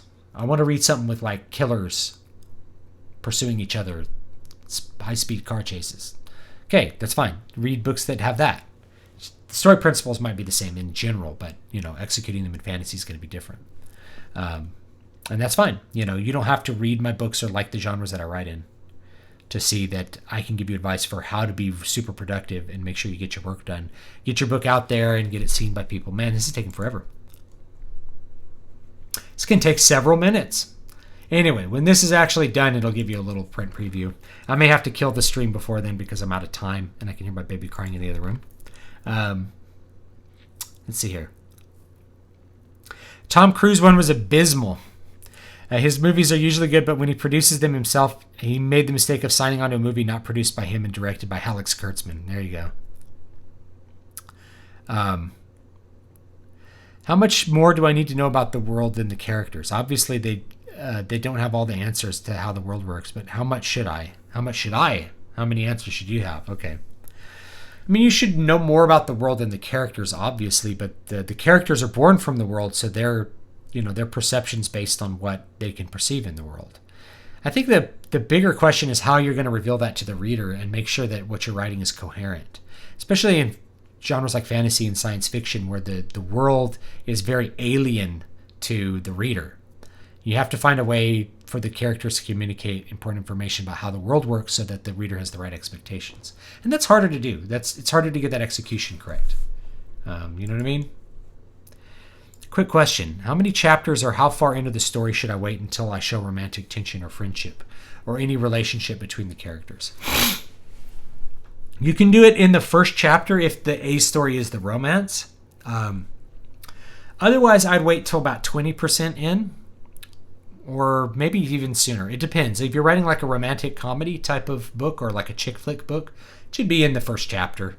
If you're writing a book that has some other conflict that is more important than the romance, and the romance is a secondary plot, I'd wait till chapter 2 to 3, like once you get more than 10% in. Once you've done all the important exposition, then you can start bringing in the romantic tension. You can start bringing the tension right away, but you don't want the attraction to be really obvious while you're still trying to expose the main conflict.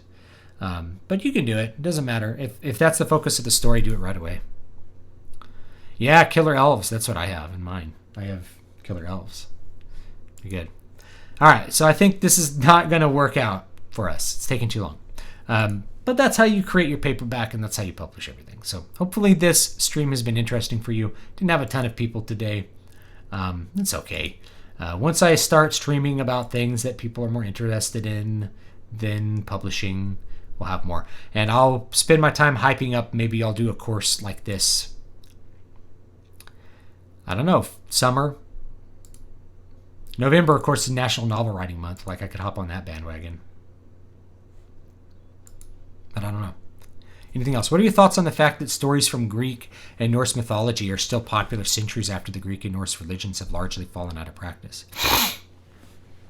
Okay, so the first one is the stories are fundamentally good, and they have the elements of storytelling that are important, the elements of drama which are important, and which stand the test of time and transcend cultures. If in China, you can read stories of Chinese mythology that have those elements to them. So remember that religion is more than stories. Religion is a practice. So the practice of the Norse religions may have died out. In other words, we don't know quite how priests were, and we don't quite know what people believed or how they worshipped. We don't have a great idea of how they sacrificed to the gods, for instance. We have some ideas, for all of that. We have much better ideas for the Romans, obviously, than the Norse. But that's the core of religion, is the practice. And, just like the core of Christianity is, we're always told it's the Bible, but it's the practice of Christianity, right? It's, the way a mass is arranged is not biblical. The way the church is organized is not biblical, right? The Bible is the core elements of all the philosophy, all the morals, the nature of God, the stories, everything that's important. But how you express it, that's the practice of the religion. So the practice goes away, but the stories remain. And we have to remember that a lot of mythology is there to teach moral lessons, and the moral lessons don't disappear just because the practice of religion disappeared. All the moral lessons are still intact and still in many cases very important, especially when you look at something like Aesop's Fables, which is not mythology, but they're stories which have moral lessons. The stories of Hercules and his feats, like all of those are inspiring, but they also have interesting plots. They have interesting things to say about human beings. So all those things persist, even if the practice of how you sacrifice a goat, to read the entrails, to determine what Zeus wants, all that falls away, because that's not, it's not part of the story. It's a practice part. So that's why I think it persists. I tend to play rather loose with romance stories. All I really seek to do is make it feel organic and natural. Yeah, that's probably a good idea. I think if you plan too much, you lose some of that spontaneity. You kind of want to get the characters together and know how each of them feels and how their personalities are, and kind of just do the dialogue from there and let it evolve naturally. Sometimes they need a little shove, Sometimes somebody has to take a leap of faith, and that's part of it, and you kind of figure that out.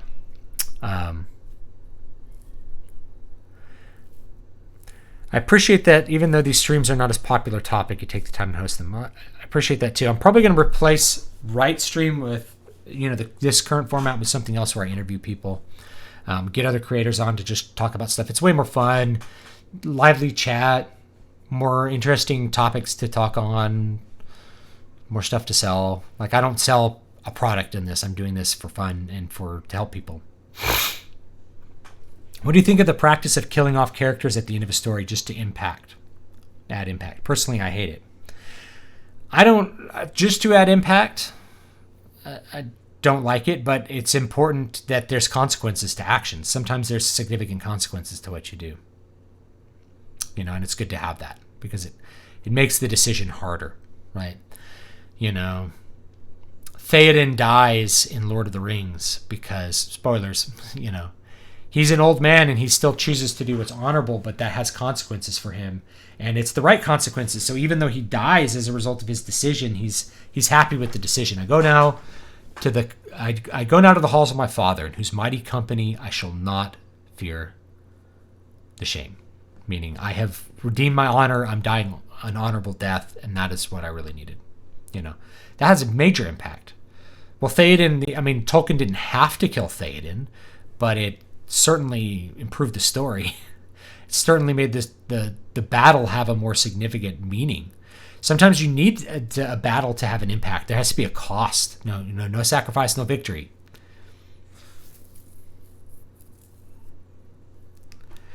What do you think about bait and switch with romantic partners? Setting it up so it seems one person will be the love interest and then something happens and somehow they didn't expect it. I think that's great. That's a whole set of romantic comedy kind of tropes. Those work great.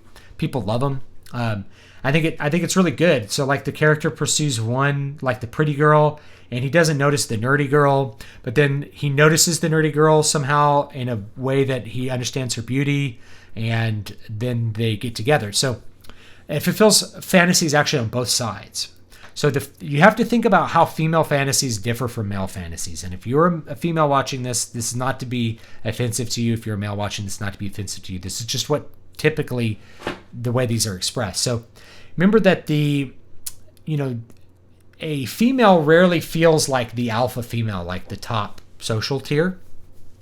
Just like the male rarely feels like he's in the top social tier when he's reading a novel. So you identify more with the nerdy girl because she has virtues which are more obvious. So usually the pretty girl has some sort of vice that's obvious. She's mean, or she's stupid, or she makes bad decisions, or she's not loyal. Whereas the nerdy girl, even though she, on the surface at least, has lower beauty initially, at least perceived, she has these virtues. She's loyal, she's smart, she's kind, caring, she has some talent that's kind of hidden. Well, we identify with that person because we feel a lot of times like we are overlooked. We have talents that people won't recognize. Our virtues are not recognized by males. I'm projecting into a female personality here, but yeah, if I'm a female reading this, men don't recognize my virtue. They just look for looks a lot of times, and that's a really common female experience. So you play into that, and you make the nerdy girl end up becoming the love interest. So the main character wakes up to reality and realizes that looks aren't everything, and that he should go with the virtuous woman and the nerdy girl, or whoever it's going to be. And that's really satisfying from a female reader, but that's actually part of a male fantasy as well, because what the male fantasy is, this is going to sound a little weird, but what men want is the virgin. It's kind of why, it's like there's 72 virgins or something in heaven, right? There's a male obsession with virginity because virginity represents loyalty and chastity and a virtue. So what men want is they want a really, really beautiful woman who's also chaste and virtuous. So what men tend to think first with is their attraction. They first look at a woman to see if she's sexually attractive. But what they really want when they're dating a woman is they want to discover if she is going to be loyal.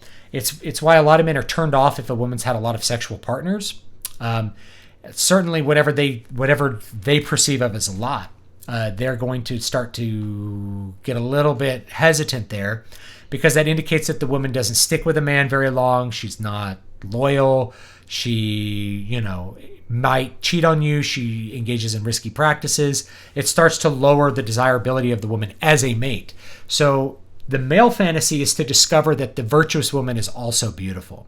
So this way this typically shows up is in the romantic comedy. The nerdy girl takes off her glasses and shakes out her hair or whatever. And then you see that she's actually really beautiful, but she just hides it, or it's just not obvious. Or because she wears drab clothes that are too baggy, you don't realize that she has a smoking hot body underneath there. Things like that. So you get those elements. They really all of a sudden make the male character realize who's the good woman. But if you want to really juice it up, it's that the male character has to engage with the female before he's fully aware of her beauty, the depth of her beauty. He has to commit to her virtue, and then he's rewarded with her beauty. But that's the male fantasy, is that she's going to be really beautiful and also basically chaste.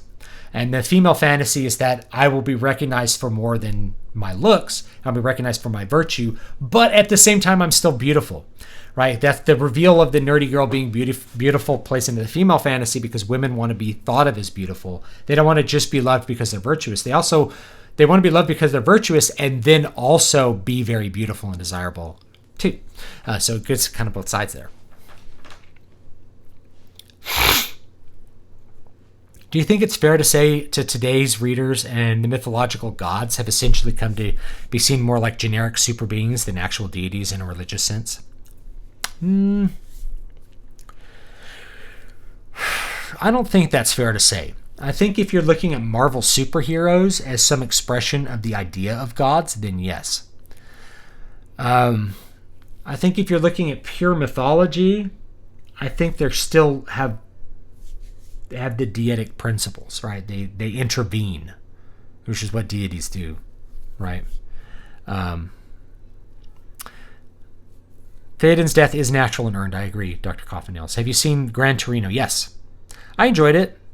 And I didn't like, they pulled punches at the end that I didn't like. They gave him lung cancer, which basically meant his suicide just didn't mean, it wasn't really suicide. That's a pulled punch. We're you want to have this character achieve an incredible sacrifice. Now, some of the audience is going to be upset because they're going to want a path that doesn't involve the hero sacrificing himself. So what you do is you pull that punch a little bit. And you say, you know what? He had cancer and would have died anyway. He was coughing up blood. He had cancer. He was going to die pretty soon. Well, that totally robs that moment of having real depth to it, What are your thoughts on Scorsese calling the MCU movies theme parks? I think I agree with him. I actually agree with Scorsese. They are. They're a piece of entertainment rather than something purely artful. Now, I wouldn't go to the extreme to say they aren't art at all, but their primary purpose is not one of artistic expression, but rather entertainment. And I don't think there's anything wrong with that.